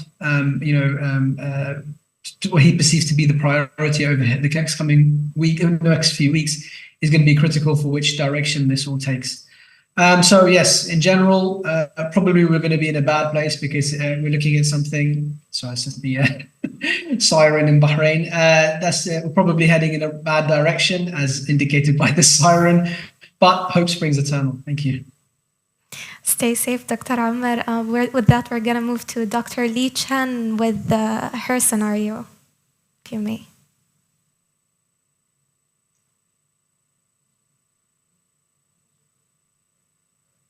Yep. Okay. So obviously the interesting thing is here, right?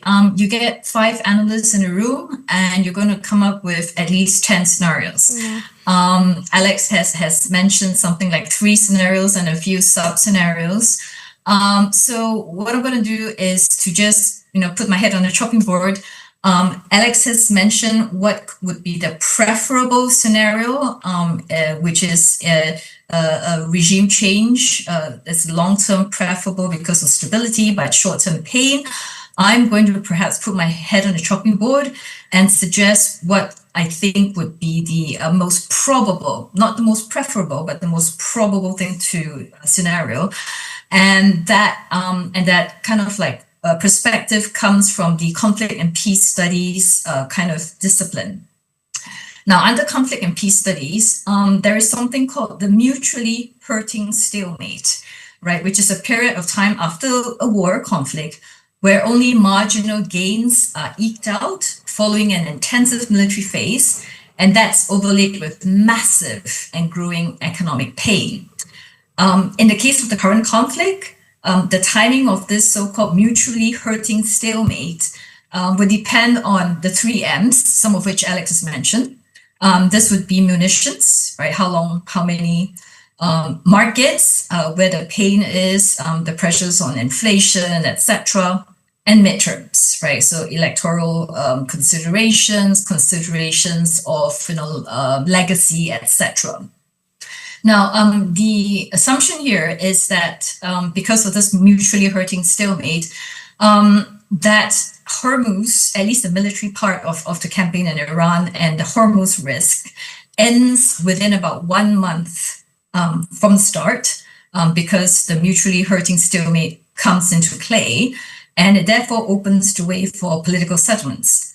Now, this most probable case also assumes a kind of, I guess, a Khamenei 2.0 scenario where you have some of the old guard remaining and from the and maybe along with some of the more, amenable IRGC, some of the technocrats, the IRGC who wants to maintain some of their economic power, etc. But there continues to be a risk of low-level and sporadic conflicts with neighbors, perhaps even in the Hormuz, because of the diversity of actors in Iran. Now, this so-called probable scenario, I don't think it will dramatically impact on the pre-conflict oil market fundamentals, which is less than robust oil demand because of tariffs, inflation, and trade impact from tariffs. There would also be additional oil supplies from OPEC and non-OPEC countries. So it's a good supply because upstream assets are so far intact in this conflict. So what we may see is that while oil prices may be higher than pre-conflict levels of about $65, right? They are unlikely to be anywhere near the 120, which we saw a couple of days ago, or even $200 in the worst case scenario of absolute chaos in Iran. And it could probably settle around an average of maybe $80 for 2026. And this takes into account higher insurance premiums for Hormuz because of sporadic attacks and in Hormuz. So that's my kind of a probable scenario. But please don't quote me on this, because if my crystal ball was that clear, I'd actually be a gazillionaire by now playing the oil market. That's all from me. Thank you. Thank you, Dr. Lee Chen, for your intake. With that, I'm going to move to Ben, if you can give us your scenario. I think that Dr. Lee Chen's probably highlighted the messy middle result of an inconclusive outcome to this war. I think which I think is my view of the most probable scenario. What I would add to that is that nobody's talked about blockades yet.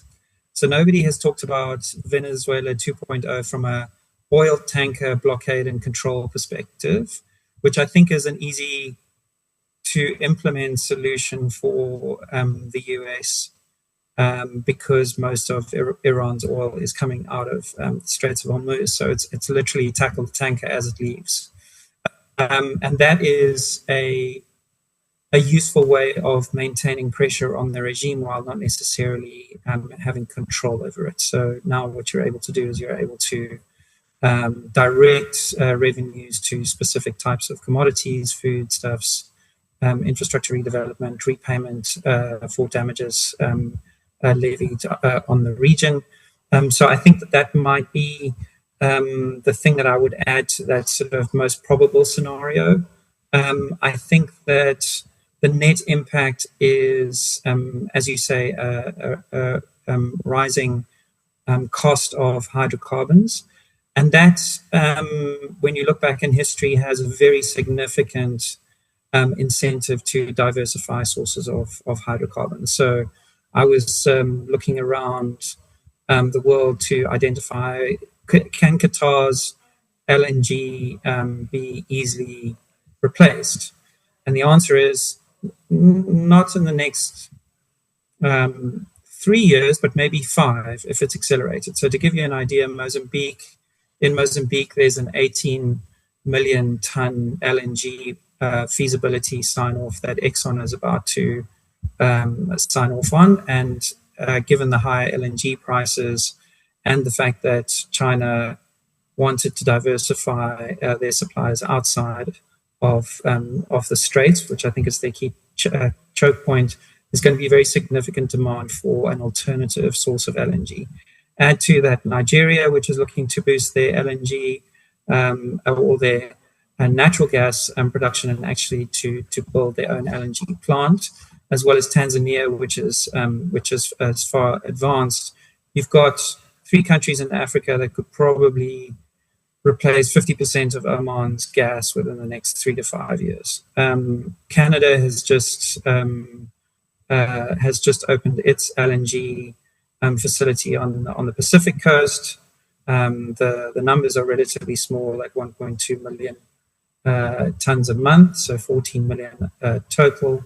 But those incentives keep on building. I don't think that a hydrocarbon or an oil price at $80 to $85 is a long term outcome. I think it creates too many incentives for players around the world to start dusting off marginal business cases on oil prospecting deals that they've got on the table at the moment. So I think that will continue the long run trend towards diversifying away from the Straits of Hormuz as a key choke point in the energy supply, global energy supply chain.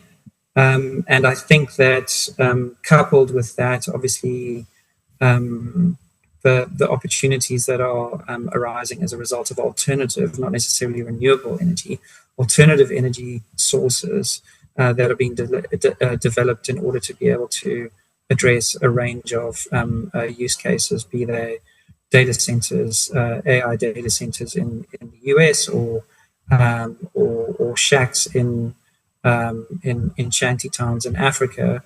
The range of potential energy solutions that are being developed at the moment is just going to multiply. So I think that is going to be the sort of long-term consequences of this messy, most probable outcome of the war.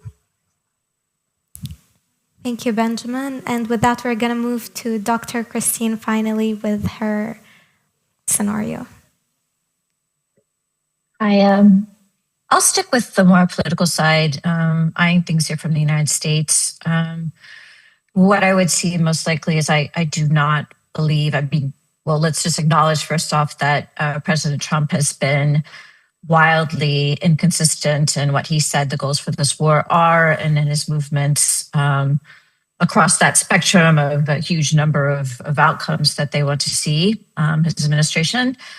But I think it's pretty clear, just watching closely kind of what he's saying and the timing of when he's saying it, that he is very sensitive to the global impact on the economy, especially on oil prices, but the broader economic impact, stock markets he likes to look at.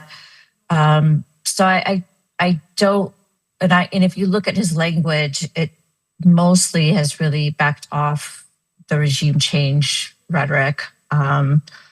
So I think that plus the lack of enthusiasm, which I think someone mentioned, or lack of support for this war in the United States, and particularly amongst his base, is going to make it very difficult for him to sustain kind of the and coordinate, to be quite honest, do the kind of coordination and the background sort of work that should have been done even before this entering into the war in the first place, which I think you covered in the first panel. I caught part of that quite a lot, to be able to execute this regime change. And I'm quite concerned then. I think in the earlier days, talking to some of the Iran experts I speak to, who had kind of a positive view that there would be an off-ramp, that they would be wanting to survive the regime. But more recently, what we've heard is definitely this language about wanting to punish the United States, and particularly punish Donald Trump in particular. And I think that's where, again, we see this real targeting of things that have that global impact and global economic impact. So I do worry that we're going towards this sort of the Chen's expertly laid out, mutually hurting stalemate. I think, too, the other worry I have is if they were to find some kind of way of starting towards a path of some agreement that could stop the war, we still have the Israeli factor there, too. And we've seen on several occasions that Israel has been able to disrupt, kind of, if the U.S. is going towards a certain direction, perhaps Israel can intervene more quickly and shift where the U.S., because the U.S. hasn't been very clear on what its objectives are, to shift that. So that makes me worry too about how easy it's going to be, even if Donald Trump wants to end this war and walk away from this war, to do it in a way that doesn't have this ongoing sort of instability, Iran continuing to do probably reduced but still disruptive attacks, which is really, as I think Alex mentioned, a kind of a worst case scenario for the Gulf as well, because they don't ever kind of come out from that risk that's going to have to be factored in by all of the companies and businesses doing their work here in the Gulf. Thank you, Dr. Christine. And with that, we come to the end of our panel today. I would like to thank all the panelists, and I would just put out a gentle reminder that geopolitical conflicts rarely remain confined to politics alone. They quickly translate into economic realities through energy markets, trade routes, and financial systems. What we heard today highlights the importance of understanding not only the immediate shock, but also the long-term structural risk and opportunities that may emerge from this conflict. I would like to thank our distinguished panelists for sharing their insights today, and thank you all for joining us for this most important discussion. Thank you. Thank you so much, everyone.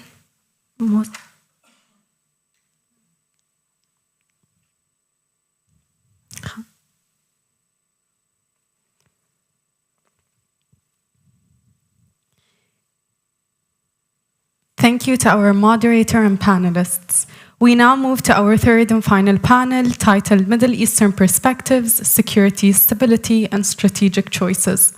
This session will examine how regional actors are approaching this current geopolitical tensions and the strategic choices shaping security and stability in the Middle East. Moderating this session is Hamad Al-Hosani, Senior Researcher and Director of the Political Islam Studies Department at Trends.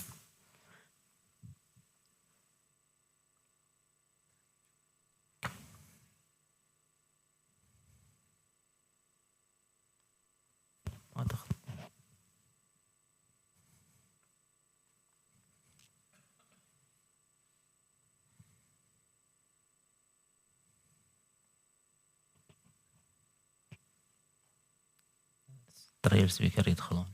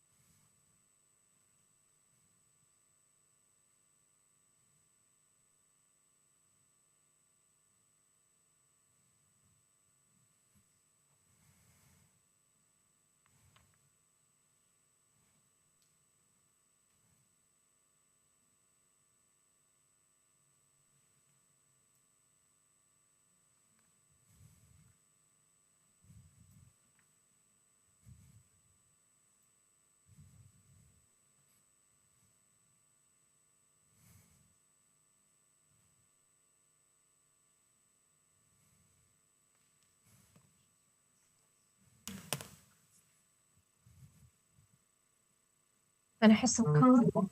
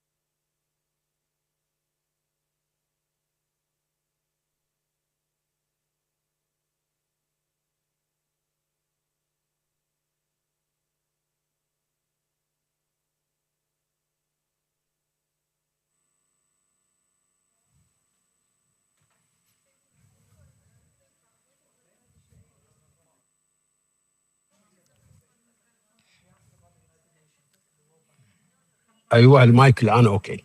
خلاص. اعتقد المايك اوكي. السلام عليكم ورحمة الله وبركاته أيها الحضور الكريم في قاعة ترندز والمشاهدون الأعزاء المتابعون عن تطبيق زوم. أنا حمد الحسني، يشرفني أن أدير هذه الجلسة الهامة التي تحمل عنوان وجهات نظر شرق أوسطية، الأمن والاستقرار والخيارات الاستراتيجية. 47 سنة لم يبني فيها النظام الإيراني إلا الجيوش، ولم يجمع إلا الأسلحة، ولم يعد إلا الذخائر. 47 عام وكل جهد وكل قرار صب في اتجاه واحد، إما أن يمنع الموت من الطريق بابه، أو يسهل هذا الطريق وصوله إلى أبواب الآخرين. وفي المقابل 47 سنة مماثلة في الخليج بنت فيها الحياة، صحة، تعليم، استثمار، سياحة، صناعة وزراعة. بنى كل ما يحلم فيه الإنسان في هذه الدولة الكريمة وفي الخليج ككل. في البداية أرحب بضيوفي الكرام. معنا اليوم الأستاذ عبد الجليل السعيد، مدير مركز الخليج الاسكندنافي للدراسات. الدكتور فهد الشليمي، رئيس منتدى الخليج للأمن والسلامة. الإمام محمد توحيدي، مستشار شؤون الإرهاب والتطرف في مركز ترندز للبحوث والاستشارات. الأستاذة فاطمة الرميثي، باحثة رئيسية في ترندز للبحوث والاستشارات. أهلا بكم جميعا. طبعا اليوم ببدأ مع الأستاذ والدكتور فهد الشليمي. دكتور ايش حالك؟ تسمعني؟ ايوه اسمعك الان اسمعك. مرحبا. تسمعني؟ هي نعم. انت اول شيء رمضان كريم عليكم وعشر اواخر مبارك علينا وعليك يا رب. علينا وعليك. دولة الامارات العربية المتحدة والاخوة المشاركين، ولقيادة دولة الامارات العربية المتحدة، ولكل العالم العربي والاسلامي اجمعين يا رب وياك. الله يحفظكم. دكتور فهد، في ظل الاستعراض العسكري الإيراني، ما تقيمونه اليوم لقدرات الإيران الحقيقية؟ هل بالفعل إيران لديها قدرات حقيقية، أم هذا يسمى استعراض عسكري قاعدة تستهدف دول الخليج بأشكال غير مبررة؟ فما وجهة نظرك، هل فعلا إيران اليوم لديها تسليح ممكن أن تمد الحرب إلى أشهر طويلة، أم هذا استعراض فقط لأسابيع معينة؟ بسم الله الرحمن الرحيم، وأسعد الله مساءكم مرة أخرى من الكويت. نحييكم. والحقيقة هذا أشكر مركز ترندز على تفاعله مع الأزمات العالمية والإقليمية، وهذا مو بغريب عليكم، يعني سواء من رئيس المركز إلى كل الطاقم، تحياتنا لكم وتقديرنا. والرئيس هني كذلك يسلم عليك. نعم، الله يسلمك بكل شر، وضيوفكم الكرام. وما شاء الله مركز متميز، نتابع أخباره في حتى أمريكا اللاتينية، ما شاء الله وصلتوا لها. شكرا فبارك لك. الله جهودكم، وهذا صرح خليجي بصراحة نفتخر فيه. شكرا. مركز للمعلومات. نأتي إلى سؤالك الرئيسي. إيران اليوم ليست إيران قبل بداية الهجوم، هذا حقيقة. إيران اليوم ضربت ب7,000 هجمة، ضرب 7,000 هدف. لتحييد إيران بالكامل تحتاج إلى ضرب 11,000 هدف. الآن اللي ضرب 7,000 هدف الآن موجود وأثر عليها، يعني حقيقة تأثير كبير. والحقيقة وصل إلى مرحلة مو التحييد، التدمير. البحرية الإيرانية أخرجت من الخدمة. سلاح الجو أساساً كان سلاح لم يكن ذو فعالية. المدن الصاروخية اللي تخزن فيها الصواريخ منافذها سدت. قواعد الإطلاق ضربت. أعطيك أرقام وإحصائية بسيطة. في أول يوم في الحرب أطلق أكثر من 458 صاروخ. نعم. الآن الصواريخ اللي تطلقها إيران تتراوح ما بين 42 إلى 40 صاروخ. هذا يعطيك انديكيتر قوي جدا. الطائرات المسيرة كانت الحقيقة يعني فعالة. الآن وجدت وسائل لتحييد هذه الطائرات، وانتهز الحقيقة هذه الفرصة لأحيي الرجال الدفاع الجوي ورجال الجيش ونساء القوات المسلحة في الدول الخليجية. الحقيقة اللي انت شايف الآن احنا نعرض على الزوم وقاعدين ببيوتنا ومجتمعين بمجالسنا، وهم الحمد لله ساهرين. فكل الجهد والتقدير لهم، سواء من رجال قوات مسلحة وداخلية ودفاع مدني وكل وزارات الدولة اللي موجودة. الملخص التالي على السؤال: انخفضت القدرات العسكرية الإيرانية إلى شكل كبير. تعتمد إيران في عقيدتها العسكرية في استخدام الصواريخ على الكثافة النارية واستخدام الطائرات والصواريخ المسيرة. لما تم تحييد هذه الكثافة النارية شغلوا فرع حزب الله، الآن جاري المعالجة لفرع حزب الله. بالتالي السؤال: نعم، انخفضت القدرات العسكرية الإيرانية. وأود أن أقول لك إحنا كدول خليجية وأنا كمواطن في الكويت لا نريد حربا مع إيران ولا نريد دمارا لإيران. صحيح. بالعكس، أنت تريد تعاون تجاري وتوافق سياسي، لكن إيران أدخلتنا عنوة في هذه الحرب اللي الآن إحنا نقوم بدفاع جوي إيجابي. لم نتحرك، لا ضربنا إيران، بالعكس نتلقى ضربات ونصد الضربات بفضل الله سبحانه وتعالى وبفضل القيادات اللي موجودة، القيادات الدول وإشرافها والرجال والنساء الساهرين في وحدات الدفاع الجوي والقوات الجوية. دكتور فهد، أنا راح أرجع لك إن شاء الله. الحين نعم. طبعا معانا الدكتور عبد الجليل. دكتور عبد الجليل، كيف يعني تفسر مستقبل العلاقة بين دول مجلس التعاون وإيران بعد هذا العدوان اللي صار وبعد الهجمات السافرة والإرهابية على دول مجلس التعاون الخليجي؟ كيف تفسر ما بعد الحرب وكيف ستتكون الاستراتيجية ما بعد الحرب؟ شكرا جزيلا لكم على الاستضافة طبعا في مركز ترندز. شكرا للزميلات والزملاء المشاركين والمشاهدين والمتابعين. ومجددا طبعا يعني أشكر دكتور العلي وفريقه المتميز على هذا الجهد حتى أصبح يعني مركزكم علامة فارقة صراحة في إطار تبسيط المحتوى البحثي والعلمي، وهذا هو المهم. دعوني قليلا يعني من حيث اسم مركزنا المركز الخليجي الاسكندنافي أن أنقلكم نوعا ما من سخونة الأحداث والعدوان إلى برودة بعض الأمثال الاسكندنافية التي تعبر نوعا ما عن الواقع. في مثل عندنا في السويد شهير، طبعا سأرويه بالعربية، يقول أنه لا يوجد ملابس سيئة أو لا يوجد طقس سيء، يوجد ملابس سيئة. حقيقة إسقاط هذا الأمر على إيران نفسها في إطار الجواب على سؤالك، أنه إيران إذا ناقشنا القصة نتائجية قد ندخل في مشكلة كبيرة مع من يريدون أن يصلوا إلى الموقف بالنتيجة. سبب أن إيران وصلت إلى ما وصلت إليه هو أن إيران أرادت لنفسها هذه النهاية. يعني إيران كما قال القائل، يعني إذا درست طب تصبح طبيب، مش معقول تدرس هندسة وتصير طبيب. صحيح. إيران للأسف استثمرت في أكثر من 47 سنة في تدمير شعبها. يعني غوتيريش يقول سنة 2017، غوتيريش اللي هو أمين عام متحدة يقول، وهو له مهام تعرفون من قبل تولى مهام تتعلق باللاجئين وغيرها، يقول حلم المواطن الإيراني هو الخروج والهجرة خارج إيران. هذا هو حلم المواطن الإيراني. تسأل مواطن إيراني ما هو حلمك؟ يقول لك الهجرة خارج إيران. أذكر أيضا عزيزي كلمة لآية الله علي التسخيري، هذا كان ماسك مجمع تقريب النظام في النظام الإيراني، له كلمة شهيرة أعتقد قالها في سنة 2012 أو 2011، قال إن أكثر ما نخشاه على مواطنين الإيرانيين، طبعا موجودة في المصادر المفتوحة، هذا كلام مهم جدا أتمنى أن تستمعوا إليه. قال أكثر ما نخشاه على مواطنين الإيرانيين هي الزيارات التي يقوم بها لدول الجوار فيرون زخارف الدنيا ويكرهون بلدهم. شوف نموذج، مشكلة إيران هي مع النموذج. فأعتقد بأنه العدوان الذي يجري الآن على أغلب دول الخليج العربي إضافة إلى الأردن هو ليس يعني عمل عبثي.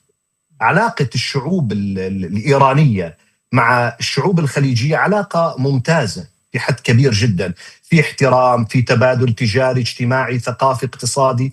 حتى محاولة احتواء إيران قامت بها دول الخليج العربي منذ سنوات وربما عقود.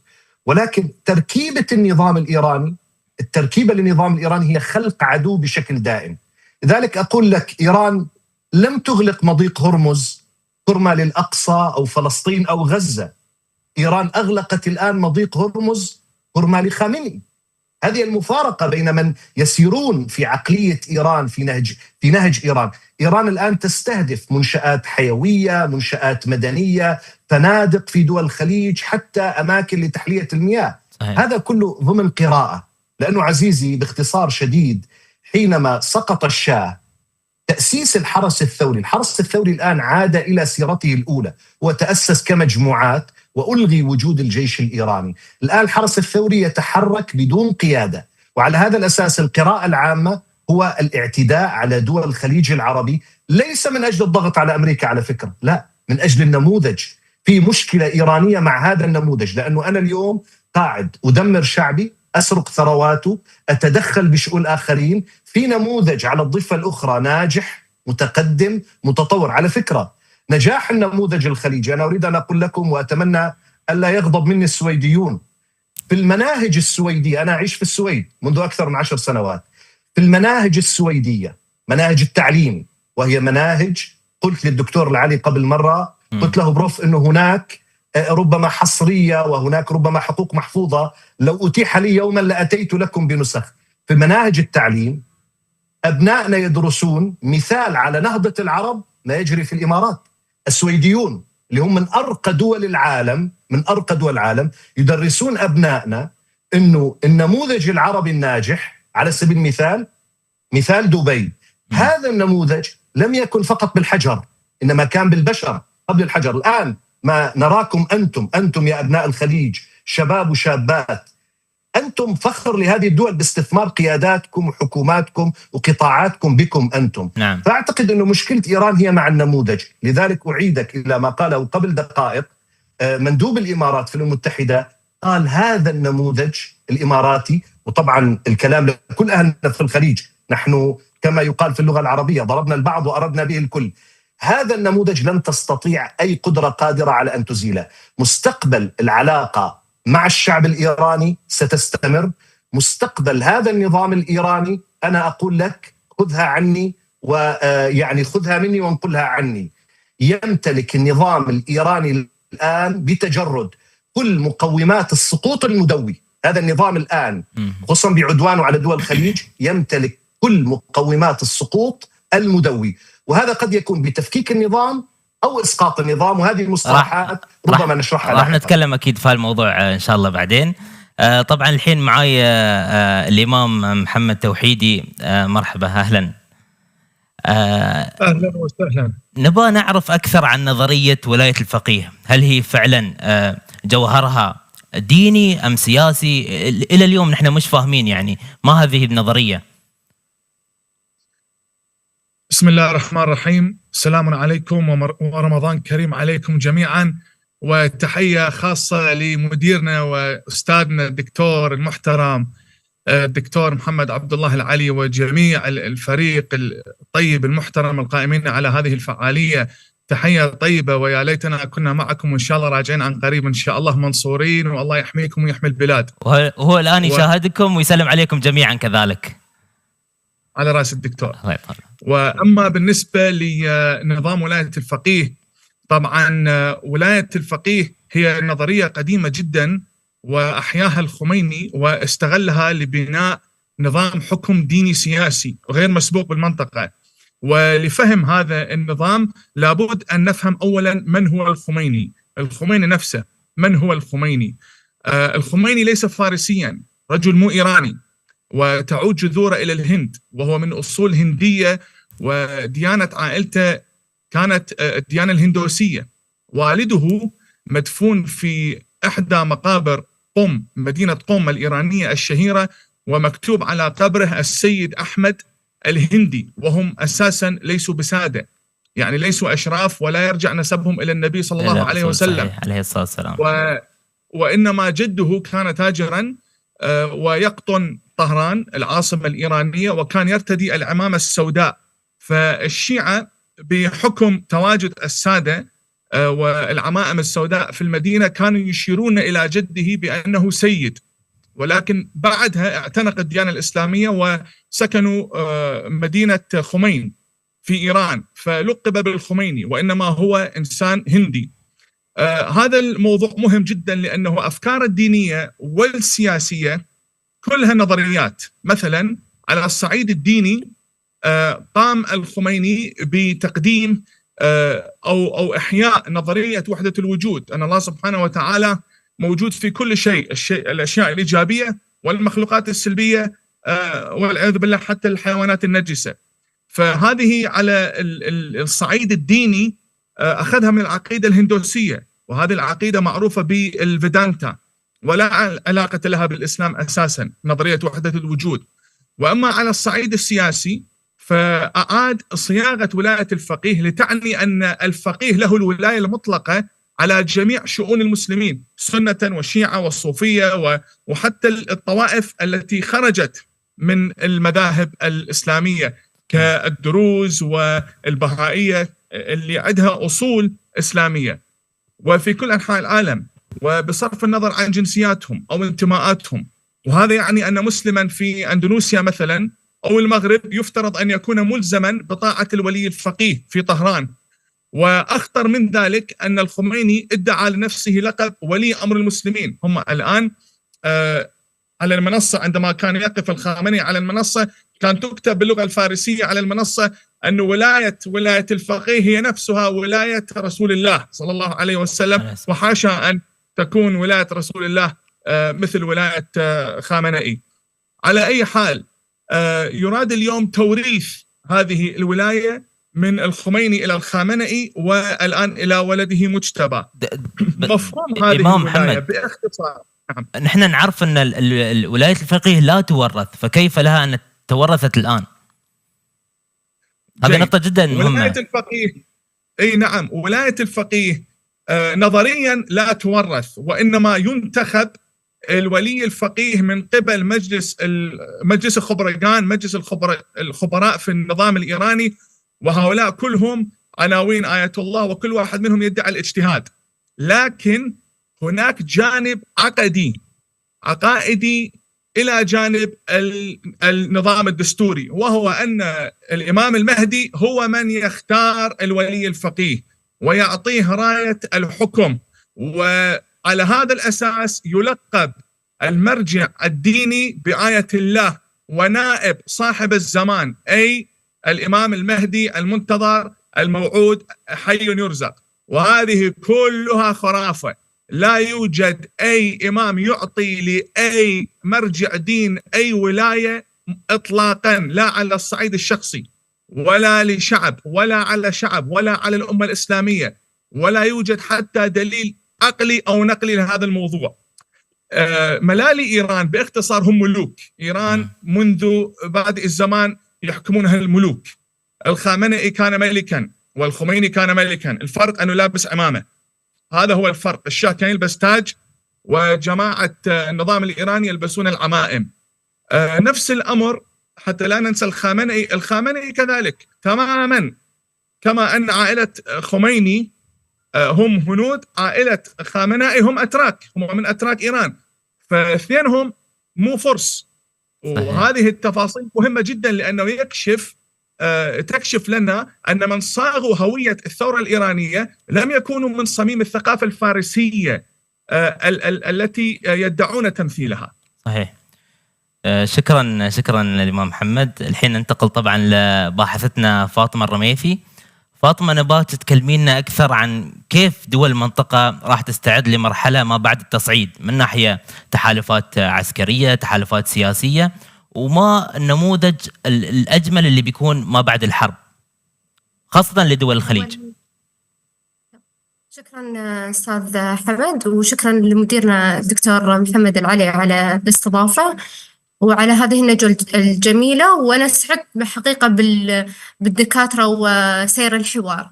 لكن أنا عندي نقطة أخرى ممكن أن نتشارك فيها ونطرحها أيضا على كنقاش. أن أعتقد أن أهم نقطة يجب أن نركز عليها في هذا النقاش أن المنطقة لا توجد فقط في مرحلة تصعيد عسكري عابر، وإنما تمر بمرحلة إعادة تشكيل أعمق في البيئة الأمنية والاستراتيجية. وهذا المهم بالنسبة لنا نحن كدول الخليج. أو دول المنطقة قاعدين نمر بمرحلة من الحرب المستهدفة من قبل العدوان الإيراني. التجارب الإقليمية خلال العقدين الماضيين أثبتوا أن في كل جولة تصعيد لا تنتهي فقط بوقف إطلاق النار، وإنما تترك وراءها خرائط جديدة للمخاطر، وأيضا أنماط مختلفة من التحالفات اللي تفرضها البيئة أيضا، وحدود جديدة للرد. وهذا ما رأيناه في عدد من دول المنطقة اللي كان فيها طبعا تدخل أو أذرع للجانب الإيراني فيها، سواء كان نتكلم عن العراق، نتكلم عن اليمن، نتكلم عن سوريا وعن لبنان.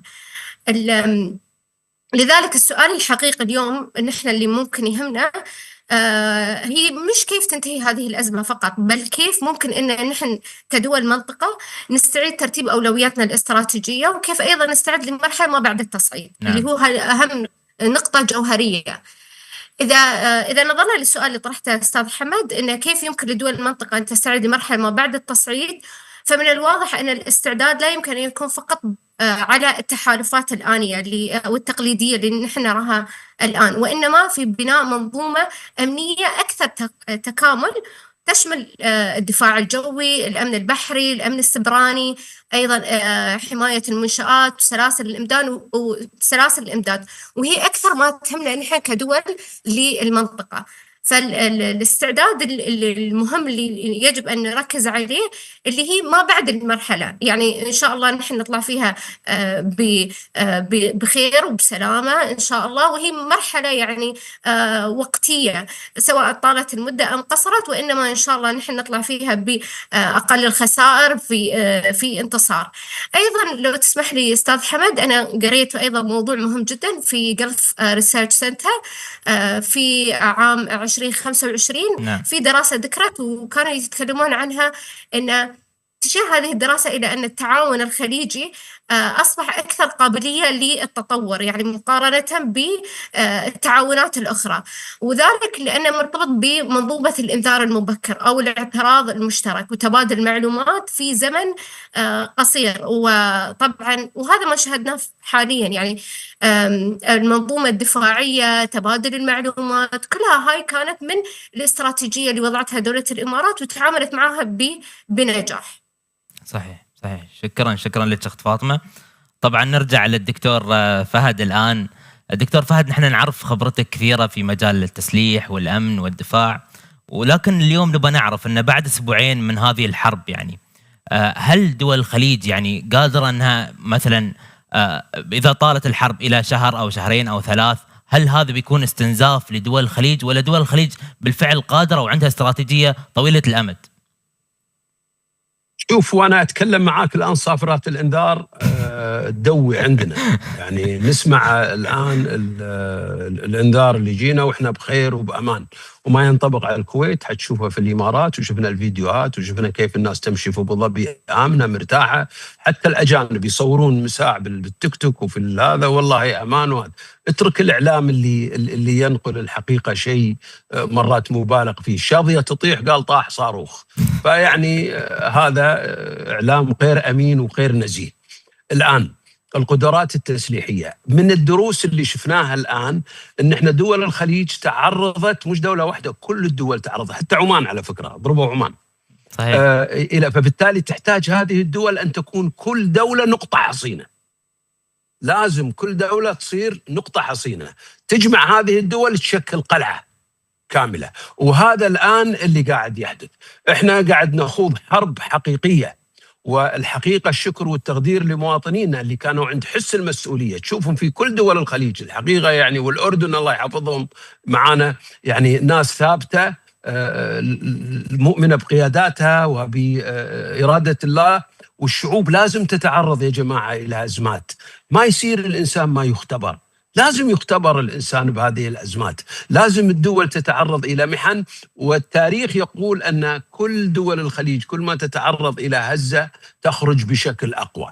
الآن هل نحن سوف نصمد لمدة شهر على هذه الهجمات؟ أنا أقول لك، هل إيران سوف تكون قادرة لمدة شهر على إطلاق هذه الصواريخ بهذه الكثافة؟ هذا هو السؤال، لأن إحنا نحاسب التهديد، احنا لازم ننظر ونقيم التهديد اللي أتى منه. إيران دمرت، إيران ضربت بشكل قوي. بالنسبة لنا لازم نقيم الأمن مو فقط أمن المعدات والتسليح، الأمن الغذائي عندنا كفاءة عالية جدا ومخزون لمدة سنة، الأمن المائي مخزون صحيح. لمدة سنة. يبقى سوق الطاقة، وهذا اللي رفع الطاقة، لكن بعض دول الخليج استغلت هذه الفرصة وجعلت تانكرز خارج، وجعلتها في المياه الدولية التانكرز على ناقلات النفط علشان تبيع نفط، وهذا أيضا تفكير جميل، وأيضا في ستورج. بالتالي كل الاحتمالات المخاطر الآن قائمة. يبقى هل لدينا ذخيرة كافية؟ نعم، احنا عندنا ذخائر كافية، وفي تعاون مع دول أخرى لصد هذه الكثافة الغير متوقعة. على فكرة ما حد كان يتوقع أنه والله إيران راح تضربنا بهذه الكثافة، لكن احنا عندنا إمكانيات كبيرة وعندنا بدائل. لكن السؤال الأهم مش هل دول الخليج سوف تكون لديها احتياطيات لمدة شهرين، لا، هل إيران سوف تبقى بهذه القوة لمدة شهر؟ هذا سؤال. هم بعد 12 يوم ضربوا لهم 7000 هدف، وانخفاض كبير كما بينت لك في أعداد الصواريخ المطلقة. يعني تخيل في أول يوم 458 صاروخ، الآن تتكلم على 42 صاروخ بعد 12 يوم. بعد 10 أيام شنو راح يصير فيهم مع الضربات؟ لذلك نعم، احنا أوضاعنا مستقرة، قدراتنا العسكرية الحقيقة فيها كفاءة. معدل إسقاط الطائرات والصواريخ، يعني الإمارات أكثر دولة تعرضت بصراحة للضربات، كان معدل إسقاطهم 95.3، وهذا من المعدلات العالمية جدا جدا جدا، بالرغم أنه يتم استهداف مؤسسات مدنية. الكويت في نفس النسبة، لأن احنا البلد الثاني بعدكم بتلقي الضربات. فأنا أعتقد يعني كفاءتنا العسكرية، كفاءة الإنسان المدرب اللي موجود، طيارينا، الدفاع الجوي، الدفاع المدني، فالكل الحقيقة كان يعني مستعد لهذه الأزمة. لكن هل إيران مستعدة أن تصمد لمدة شهر آخر؟ هذا السؤال. دكتور فهد، يعني في نقطة خليني أضيف لك معلومة صغيرة بس، أنا يجوني بعض الأخوة الإيرانيين يمرون علي. إيران أرخص شيء عندهم البنزين، أرخص شيء. الآن عملوا نسب كل سيارة فقط 20 لتر، يعني يعبي نص التانكي. إذا البنزين أرخص شيء عملوا عليه تقنين، فما بالك الحقيقة بالأمور الأخرى. إذا البنزين 20 لتر يعطون المواطن، إحنا نعبي سياراتنا 100 لتر، وما يعطون كل سيارة 20 لتر. بالتالي هذا انديكيتر قوي. الاتصالات مقطوعة، يقولون أقول لهم متى كلمتوا أهلكم؟ يقول والله أنا خبري فيهم الأسبوع اللي طاف. بالتالي هم في ورطة كبيرة جدا، هم عليهم أن يخرجوا أنفسهم من هذه الورطة ولا يجعلون طرف فيها. بس في نقطة جدا مهمة نبغى نوضحها للمشاهدين. أنت ذكرت أن ممكن إيران ما قادرة تصمد الأيام الجاية، ولكن الإعلام الغربي يقول أن إيران عندها مخزون لطويل الأمد، ولا يعني 48 سنة إيران تعمل على التسليح. فما رأيك بالإعلام الغربي يعني؟ نعم، لا، الإعلام الغربي كلامه صحيح، في عندهم آلاف الصواريخ، لكن هذه الصواريخ بدون قواعد إطلاق ما راح تطلع. هذا رقم واحد. ضربت قواعد الإطلاق. أهم شيء في الصواريخ مش الصاروخ نفسه، أهم شيء الآلية اللي تحمل الصاروخ، يسمونها قاعدة الإطلاق. تم تحييد عدد كبير من قواعد الإطلاق، هذا رقم واحد، وبالتالي أدى إلى انخفاض. رقم اثنين، المدن الصاروخية، هم عندهم أعداد كبيرة، المدن الصاروخية اللي مخزنين فيها تم إغلاق منافذها، المدن الصاروخية المعروفة. يعني يبي يسحب صاروخ ما راح يقدر يطلع، لأن هذا المدخل تم إغلاقه. فهذا الحقيقة يعني مؤشرات نقدر نقيس عليها بانخفاض الحقيقة الكفاءة الصاروخية، بالرغم من وجود الأعداد الكبيرة، لكن لا وجود لحاملات قاذفات إطلاق صواريخ، والمخازن والمدن الصاروخية تم إغلاقها. بالإضافة الآن في الأخبار نشاهد تم ضرب الحقيقة إنتاج مصانع إنتاج الطائرات المسيرة. شكرا لك دكتور فهد. نرجع للدكتور عبد الجليل. دكتور عبد الجليل، من ناحية وجهة نظر غربية، دامك أنت موجود طبعا في السويد، ما رأيك بالتحالفات الأوروبية مع دول الخليج، وخاصة يعني شفنا الفترة الأخيرة أن بريطانيا قالت نحن من شكل تحالفات دفاعية، كذلك فرنسا، كذلك ألمانيا. فما رأيك في التحالفات القادمة لدول مجلس التعاون الخليجي؟ وهل إيران يعني في الفترة القادمة راح تسعى إلى السلام من خلال هذه التحالفات، أم لك وجهة نظر مختلفة؟ شوف عزيزي، وكل الاحترام طبعا للمشاركين وللمتابعين، أعتقد بأنه النموذج الفرنسي الإماراتي هو أبرز يعني مثال أستطيع أن أستشهد به الآن. كنت أتابع في افتتاح مؤتمركم أو ندوتكم المحترمة كلمة السيناتور من فرنسا، واللي أشارت فيها يعني أعتقد اتفاقية دفاعية أو حتى عمل مشترك فعلته فرنسا، ناهيك عن العلاقة الغربية المهمة جدا مع دول الخليج، لأنه هذه دول في العموم هي دول ناجحة، والدول الأوروبية بالعموم هي دول اقتصاديا ناجحة أيضا، فالحاجة مشتركة. لكن أعتقد بأنه مسألة الحديث عن النظام الإيراني نفسه بصورته الحالية، يعني قبل ساعات كنت أقرأ يعني ربما تفسير لمدير السياسات في البيت الأبيض في عهد الرئيس ترامب في دورته السابقة، يعني كانوا يسألونه أنه ما الذي سيقدمه يعني ترامب لخامنئي جونيور. أعتقد بأنه جوابه كان ربما نوعا ما واضح، أنه يعني خامنئي جونيور ينتظره صاروخ وليس اتصال من ترامب. يعني نحن يجب أن نفكر أيضا بعيدا عن الأجندات أحيانا ربما التقليدية. النظام الإيراني بشكله الحالي اربطه باتصال بوتين بالرئيس ترامب، يعني سأتحدث هنا بلغة إعلامية أكثر ما هي بحثية لأنه الأحداث فريش. نعم. يعني بوتين من المؤكد أنه نقل رسالة من خامنئي جونيور إلى ترامب، في رسالة، في شيء غامض. وأعتقد بأنه أيضا سلطنة عمان الشقيقة قدمت ما هو في المقابل. إذن هذه الأنظمة في العادة أنظمة مستسلمة، لأنه الحالة المرتبطة بالنظام الإيراني كما تفضل دكتور فهد المتعلقة بالأهداف المتعلقة بمنصات الصواريخ، وكما تفضل أيضا في السردية فضيلة الإمام في نقطة جدا مهمة، يعني سردية الثورة وسردية حتى الحالة الشيعية السياسية التي تم تشويها قدمت على رفض توريث سيدنا معاوية لابنه يزيد. الآن يورث الحكم، يعني الآن إيران على خطى سيدنا معاوية وليس على خطى سيدنا الحسين. الآن خامنئي جونيور يسير على خطى ما فعله سيدنا معاوية وليس ما فعله سيدنا الحسين. فأعتقد أيضا هذه السرديات بحد ذاتها مرتبطة. إذا ذهبت بعيدا عزيزي حمد والمحترمين والمحترمات، خذ مثال النظام العراقي حينما غزا الكويت. التفكك بدأ بالعراق بعد فشل الغزو، كردستان استقل، المركز والأطراف أصبحت العلاقة سيئة، حتى في مسائل مرتبطة الآن في إيران. يعني المركز قد يبدو متماسك، لكن قبل ساعة من دخولنا معكم إلى هذه الندوة كان في حديث على رويترز أنه الحرس الثوري يشتبك مع مسلحين في قلب طهران، أيضا هذا معطى كبير جدا.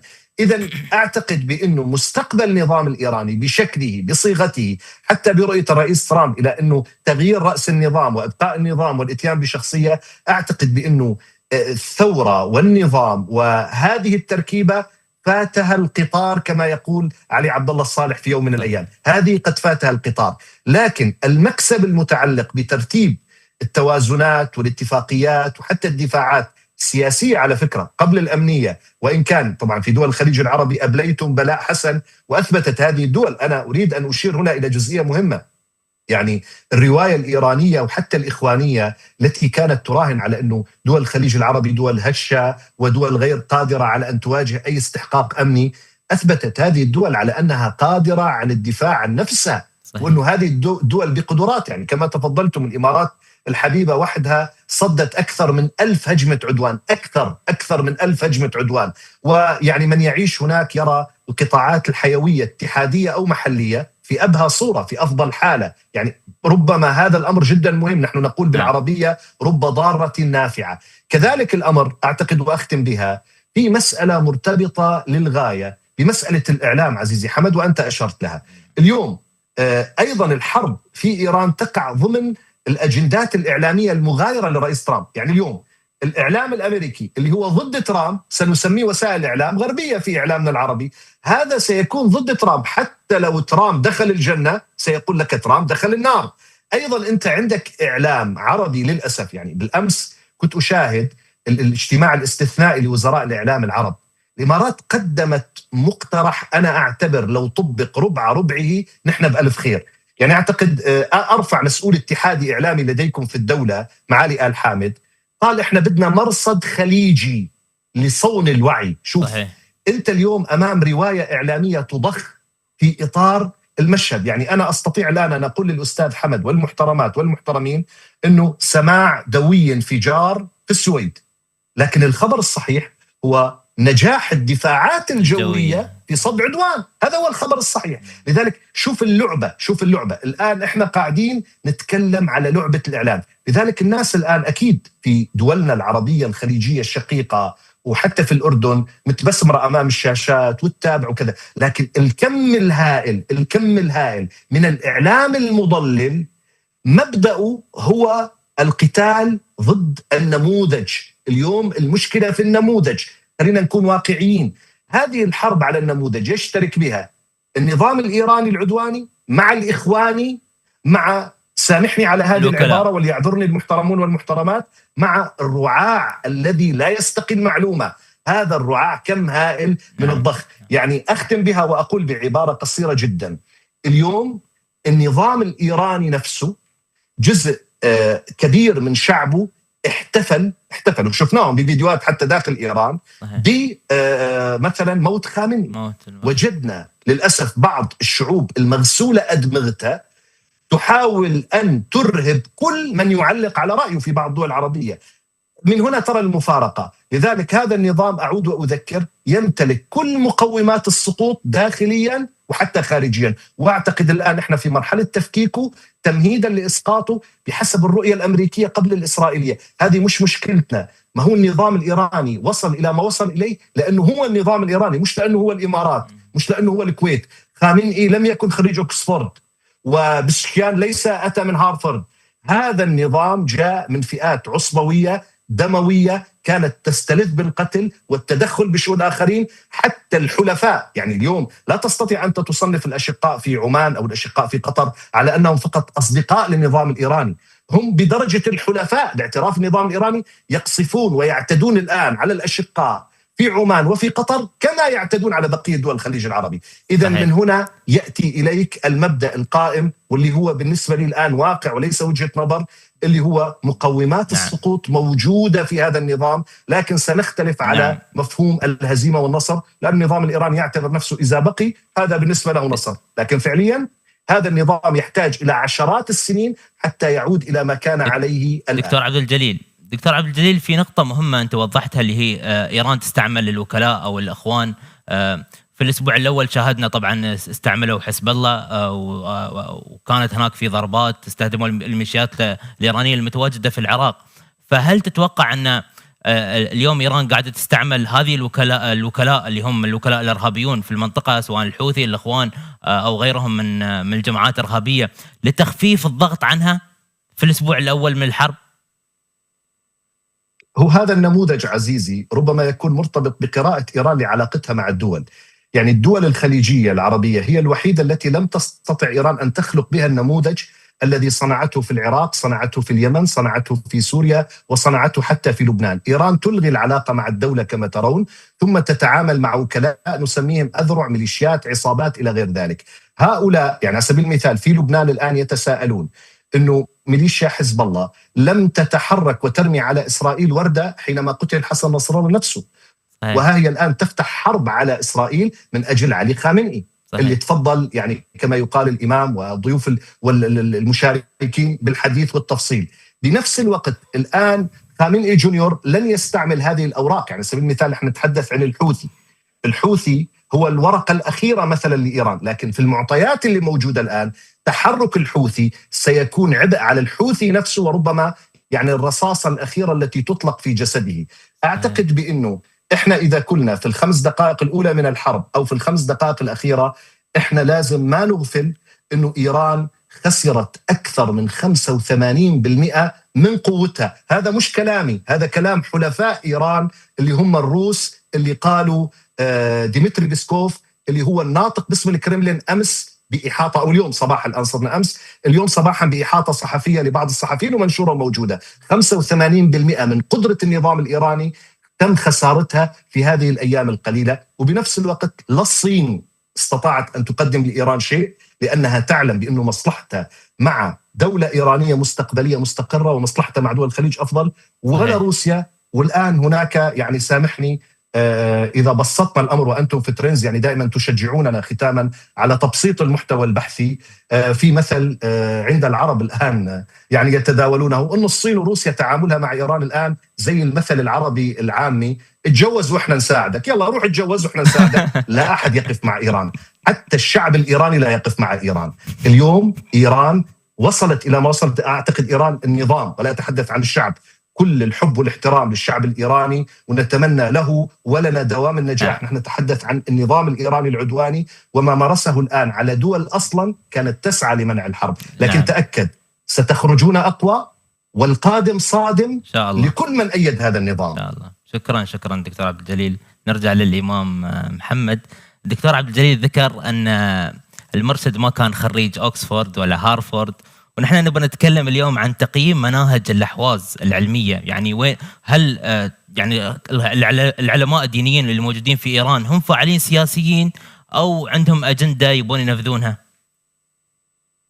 رجال الدين في إيران تلقوا تعليمهم فيما يعرف بالحوزات العلمية، وهذه الحوزات منتشرة في إيران، مركزها في مدينة قم. في مدينة قم هناك ضريح للسيدة المعصومة أخت الإمام الرضا المدفون في مشهد. صحيح. قم الحوزة اللي موجودة فيها أتت من نجف الأشرف، يعني أصولها موجودة في العراق لكنها جديدة، والمناهج الدراسية تركز على السطوح والمقدمات وبحث الخارج.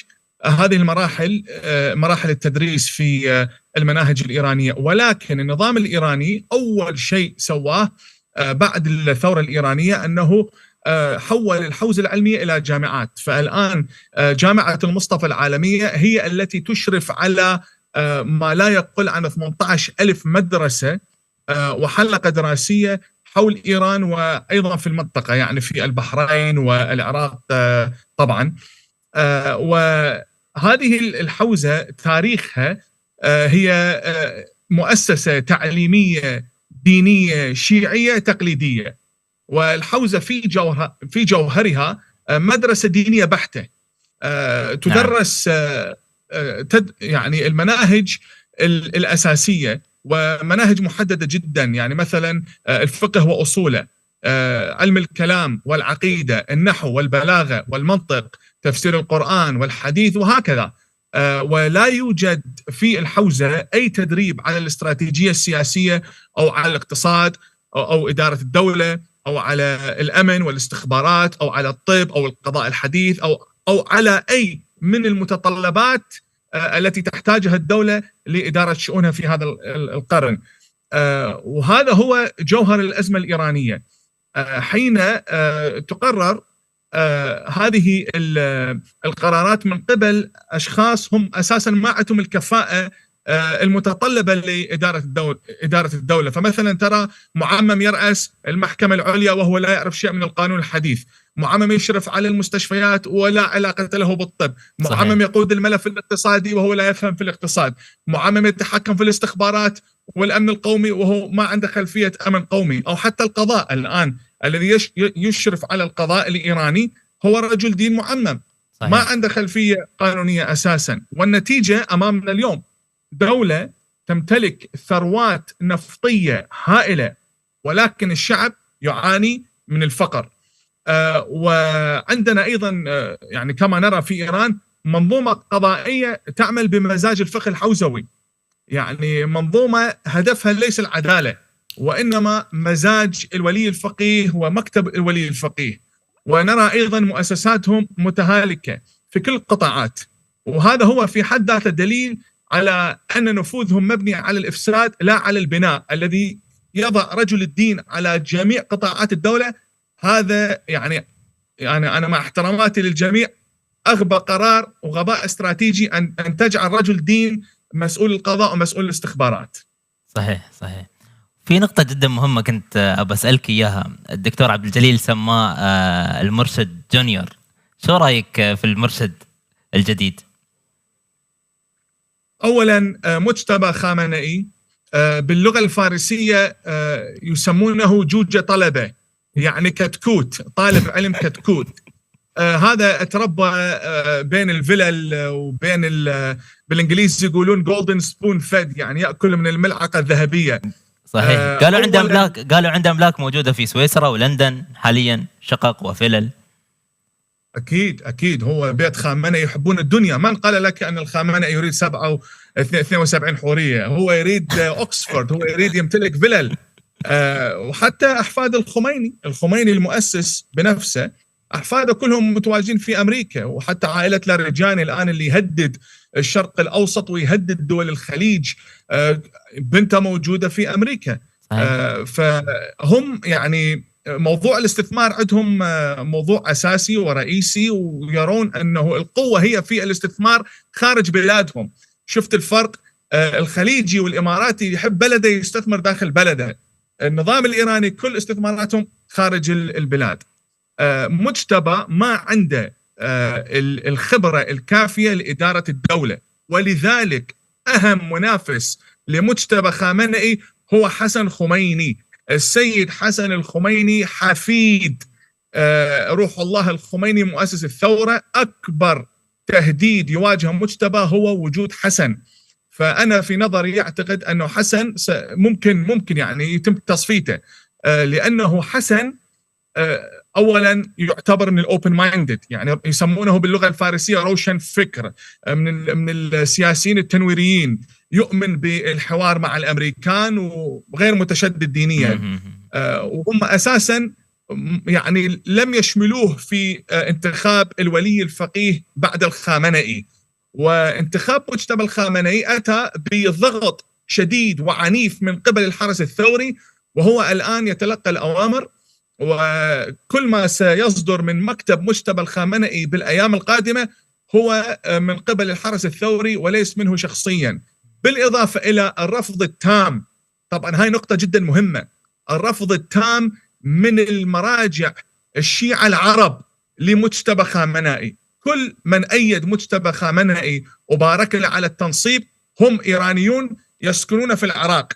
لكن العرب الشيعة العرب الآن أنا في نظري يعني أذكى شيء ممكن يقومون فيه هو الانضمام إلى الأمة العربية الإسلامية، واستغلال الفرصة لإقناع بقية الشيعة المتواجدين مخصوصا في البحرين وفي الكويت اللي ولائهم الأغلبية إلى إيران، ودفع أخماسهم إلى إيران. والأوقاف الجعفرية المتواجدة في الخليج يدفعون أخماسهم إلى إيران. الآن هي الفرصة الذهبية إعلان ولائهم، لأنه في الحقيقة لا يوجد هناك ولي فقيه في المنظومة الإسلامية. احنا عندنا مرتكزات بالدين الإسلامي، يعني ترتكز على الآيات والأحاديث والأحكام الشرعية، وليس على نظريات شخصية مثل نظرية ولاية الفقيه التي أتى بها الخميني. صحيح. عندنا الولاية بالقرآن ولاية الأمر. فالآن أفضل فرصة للشيعة إعلان براءتهم من إيران الضعيفة التي خذلتهم وقصفت بلدانهم، لأن هو هذا الاختبار. بعد هذا الحرب كل الخليج راح ينظر إلى الجالية الشيعية وسيتساءل كيف تصرفوا المشايخ وكيف تصرفت هذه الجالية في هذه الفترة الصعبة، ووقفتم مع من؟ مجتبى الخامنائي مجرد ديكور. أنا لا أعتقد أنه سيستمر يعني في الحكم. وقال أنه أصاب، الأخبار التي رصدت أنه هو الآن مصاب.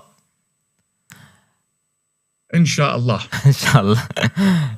نروح للأستاذة فاطمة. أستاذة فاطمة، شو رأيك في نظام التحالفات المرن في الأيام القادمة أو المصالح المتغيرة اللي راح نشوفها في الأيام القادمة اللي بما تخص دول مجلس التعاون الخليجي؟ 10 دقائق بالخط، 5 دقائق. الاتجاه الأرجح أرى أنه نحو تحالفات أكثر مرونة وانتقائية أيضا كذلك. وشوي نستبعد فكرة الكتل الصلبة أو النمط التقليدي اللي كان سائد في السابق. السبب أن الشرق الأوسط، دول الشرق الأوسط لم يعد كدول شرق أوسطية سابقة. نجد أن هناك تحالفات، تعاونات، أيضا متعددة الشراكات. يعني قبل كنا نرى أن فقط الحليف الاستراتيجي ممكن لبعض من الدول مثلا أمريكا، روسيا، لا الحين أيضا الصين بدأت تلعب كدور فاعل، لاعب اقتصادي وتجاري حاسم في المنطقة. روسيا أيضا أصبحت حاضرة في بعض الملفات. أيضا أوروبا ظلت مهمة في مجالات التكنولوجيا، الاستثمار والطاقة، وأيضا أيضا التنظيم. هذا التعدد يخلق من أن دول المنطقة لا تضع كل رهاناتها في سلة واحدة، يعني أو تحالف واحد، أو نحن نتجه إلى تحالف معين. لا، الحين أصبح الشراكات متعددة، وهذا أيضا يبرز حاليا ما نراها أيضا من توجهات بعض الدول في ظل الحرب الراهنة مع العدوان الإيراني. نرى أنهم أيضا استراتيجياتهم، أيضا تحالفاتهم بناء على مصالحهم، يعني أيضا توجهاتهم تتغير، وأيضا بناء على المصلحة اللي ذكرناها. أيضا اللي بشير له أيضا في تقارير كثيرة وصلت من جلف ريسيرش سنتر تشير إلى أن الدول الخليج خصوصا في السنوات أيضا الأخيرة أصبحت لديها قدرة عالية من الوكالات الاستراتيجية عبر تنويع الشراكات، تعميق الانخراط أيضا في الأسواق العالمية، وزي ما قلنا أيضا تنوع في الشراكات. ما أراه حاليا أن التحالفات اختلفت بناء على اللي قاعدين نشهده الآن. أيضا الملفات أيضا اختلفت، المشهد السياسي بكبر اختلف، أيضا الاقتصاد بكبر اختلف. فطبيعي راح يختلف التحالفات، راح تختلف أيضا نظرتنا واستشرافنا للمستقبل بناء على المعطيات. يعني نحن ما نضع استراتيجيات أو نرى تحالفات بناء على لحظة راهنة، وإنما نحن ننظر إلى البعد الآخر، يعني نرى ما بعد هذا التحالف. هل هذا التحالف راح يقدم لي خدمات ومصالح تفيدني أنا في ظل الظروف الراهنة ما بعد الحرب، ما بعد أيضا حتى التعافي من الحرب، وهاي مرحلة جدا مهمة. شكرا أختي فاطمة. نرجع طبعا للدكتور فهد. دكتور فهد، في دقيقتين فقط، ما وجهة نظرك، ما رأيك مستقبل الحرب في الأيام القادمة؟ أنا أعتقد هذا السؤال مهم، هذا السؤال $1,000,000 يسوى، الكل يتحدث عنه. أنا أعتقد خلال ال10 أيام القادمة حنسمع كلام دبلوماسي، وحنسمع كلام تهدئة الحرب، وحنسمع انفراجة في مضيق هرمز، وحنسمع الحقيقة دخول وسطاء زي روسيا. أيضا في يعني مؤشر كبير جدا حدث الآن في مجلس الأمن من حوالي ساعة أو ساعة ونص قبل لا أدخل عليكم. 13 دولة أيدت الحقيقة وأدانت الاعتداء أو العدوان الإيراني الآثم على دول الخليج، وامتنعت دولتين هم الصين وروسيا، وفيعتبر القرار نافذا وقرار من مجلس الأمن لعدم وجود اعتراض عليه، إنما كان هناك عدم تصويت من قبل هاتين الدولتين، وهذا نجاح سياسي كبير. هنشاهد نفس دبلوماسي الآن طالع، خصوصا الحقيقة بعد ما تزيد الضربات على الجانب الإيراني خلال ال7 أيام أو ال10 أيام الحقيقة القادمة. لذلك سوف نشاهد انفراجات بعد الحرب اللي يسمونها بوست وور. حنشاهد الحقيقة انكفاء لإيران في جغرافية إيران، وحنشاهد نفوذ ل3 دول رئيسية منها دولتين خليجيتين وتركيا. من هم الدولتين الخليجيتين؟ هي السعودية والإمارات هم اللي راح يزيد نفوذهم بعد يعني بوست وور. ولو تلاحظ اسم الإمارات كان الحقيقة إيجابي جدا في كل وسائل الإعلام سواء الأجنبية أو العربية. أيضا الدور القيادة الإماراتية، يعني صراحة يعني ما شاء الله مبروك عليكم الحقيقة رئيس الدولة الله يحفظه ويطول بعمره. كلنا شاهدنا جولاته هو ونواب رئيس الدولة، والحقيقة الجولات اللي تمس شعور المواطن والمقيم. صحيح، ما في الكلمات تابعنا اللقاء اللي معاه، فحفظ الله الحقيقة الكويت والإمارات وكل دول الخليج والأردن والدول العربية والإسلامية الحقيقة، وحفظ العالم إن شاء الله كله من كل مكروه. إحنا دعاة سلام لسنا دعاة حرب. وفي الختام شكرا لمركز ترند ولرئيس مركز ترند ولوجودك شخصيا وكل الأخوة والأخوات الحاضرين. شكرا لك دكتور فهد. دكتور عبد الجليل، في دقيقتين فقط، مستقبل الحرب في الأيام القادمة. الحرب لن تنتهي إلا بإسقاط النظام الإيراني بشكل معلن وبشكل صريح وواضح. هذه ليست تنبؤات ليلى عبد اللطيف مع كامل الاحترام لها، إنما خذوها مني وانقلوها عني. ترامب واضح في هذا الأمر. النظام الإيراني سيستسلم أو سيعني يفكك ويسقط بشكل معلن وصريح، لا يقبل التأويل. نحن أمام أسبوعين على الأقل من هذه الحرب. كذلك الأمر خامنئي جونيور لن يجد صاروخا يجلس عليه، إنما كرسيا يجلس عليه، سيجد صاروخ يرسل إليه. أعتقد هذا هو الأمر. خامنئي جونيور مصاب بالفعل، أنت تفضلت وسألت بعض الزملاء. بحسب رويترز، حسب ما أعلن نجل رئيس النظام اللي هو ما له أي قيمة لا في الدستور ولا في العمل، وشايفينه اليوم، خامنئي جونيور. سقوط النظام الإيراني هو على 3 مراحل.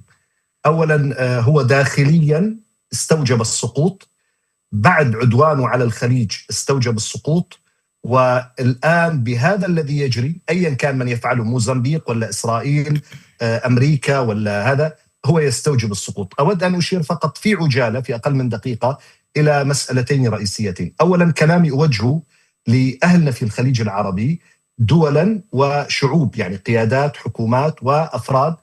أقول ما كنتم تحذرون منه طيلة سنوات، طيلة عقود وقع، ولكن أثبتتم أنكم قادرين على التصدي له. يعني طول عمركم أنتم تحذرون من هذا العدوان الإيراني، والآن وقع، ولكن أثبتتم أنكم قادرين على التصدي له. وهنا يكمن النجاح، خصوصا هذا النموذج. على الأقل أضرب مثال وكل احترام للجميع، نموذج الإماراتي المميز واللي هو حديث الإعلام الغربي. يعني هنا في السويد، في اسكندنافيا اللي هي دول عايشة في آخر الكرة الأرضية، هناك مواد تكتب عن الحرب وتشيد بقدرة الإمارات ب6 طبقات جوية. يعني وزير الدفاع الأسترالي يقول، مش أنا، وزير الدفاع الأسترالي يقول أعطينا الإمارات نظاما صاروخيا معدلا قبل سنوات، ثم وجدناهم قاموا بتطويره فاستوردناه منهم قبل عامين. يعني الإمارات طورت نظام صاروخي معين. هذا كلام وزير الدفاع الأسترالي. افخروا ببلدانكم، افخروا بقياداتكم، افخروا بأنفسكم، افخروا بمستقبلكم، لأنه أنتم تستحقون الأفضل. ليش؟ لسبب بسيط، لأنكم تعملون نحو الأفضل.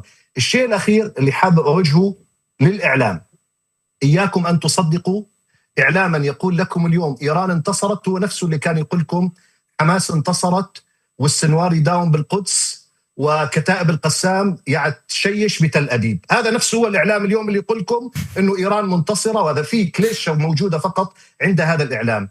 كل التحية من خلالكم إلى سكاي نيوز عربية، هذه القناة المهنية التي أنا شخصيا إذا تابعت الإعلام العربي الآن لا أتابع غيرها، أسقطت رواية العدوان الإيراني، قاطعت كل الشخصيات التي تؤيد هذا العدوان، قدمت لنا كأشخاص حول العالم مادة إعلامية دسمة ومهنية.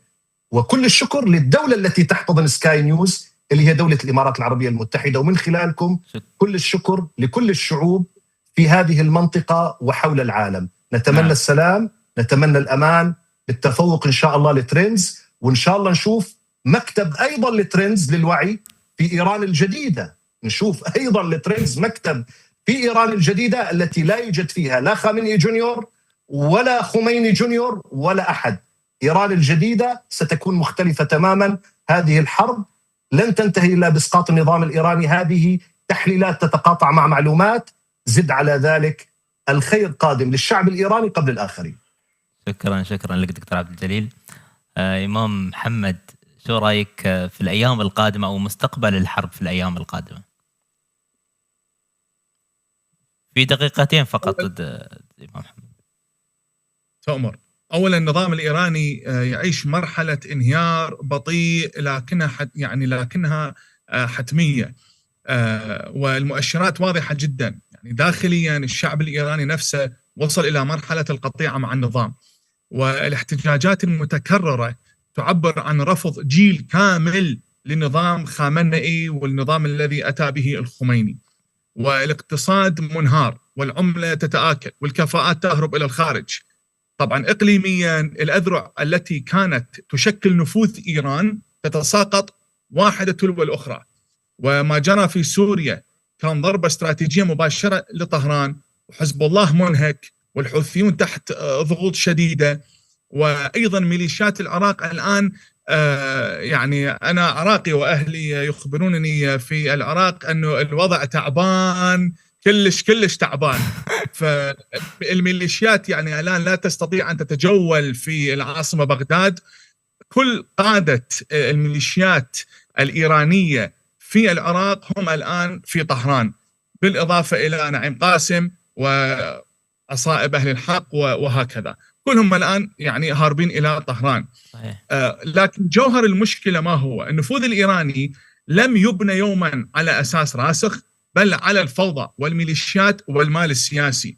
وحين ترفع هذه الأدوات أو مثلا تستغل المنظومات الدينية والحوزات العلمية، لا يبقى خلف هذا النظام شيء. فحين يشعر بالضعف يصبح أكثر عدوانية. ولذلك الآن إحنا كشيعة عرب نشير إلى النظام الإيراني بالعدو الإيراني، لأنه ليس فقط قصف بلداننا وانتهك سيادة وحرمة هذه البلدان الإسلامية العربية، وإنما شوه صورة الدين والمذهب. فأنا في نظري النظام هذا سيزول، والموضوع موضوع وقت فقط. صحيح. أستاذة فاطمة، سريعا لو تقولي لنا مستقبل الحرب في الأيام القادمة. مستقبل الحرب نفس ما قلنا أنه هو غير معلوم، لكن اللي يهمنا نحن شوي لو نركز على مسألة الثقة. الحرب بإذن الله بتنتهي، لكن الثقة في العلاقات الدولية أو العلوم السياسية جدا مهمة. يعني نحن بعد ما تنتهي الحرب حتى وإن عادت علاقاتنا مع إيران بتاخذ أيضا منحنى وسنوات وأيضا اتجاهات مغايرة، وها ما سوف نشهده. يعني أو هذا اللي نركز عليه، إن نحن الآن قاعدين نختبر في هذه الحرب، وبإذن الله نحن قلنا طالعين منها بإذن الله بعون الله. لكن أيضا ثقتنا أيضا بالجار إيران أيضا هل يعني بتتغير، وهذا يعني مهم جدا إن نحن نركز على ما بعد الحرب، الثقة كيف بتعود مفهومها، أيضا التحالفات، أيضا كل هالأمور مهمة جدا لنا كدولة الإمارات. أيضا مهم جدا إن نحن نركز على مسألة الإعلام، ونستقي الخبر من الإعلام الصحيح اللي يبرز لنا المشهد اللي قاعدين نشوفه. شكرا أستاذة فاطمة. طبعا في الختام وبالنيابة عن الدكتور محمد عبد الله العلي، الرئيس التنفيذي لمركز ترنز للبحوث والاستشارات، أتقدم بجزيل الشكر لضيوفنا الكرام على ما أثروه من معلومات ومن رواه في هذه الجلسة. شكرا لكم. شكرا جزيلا لكم على الاستضافة. مشكورين. شكرا جزيلا لكم. شكرا.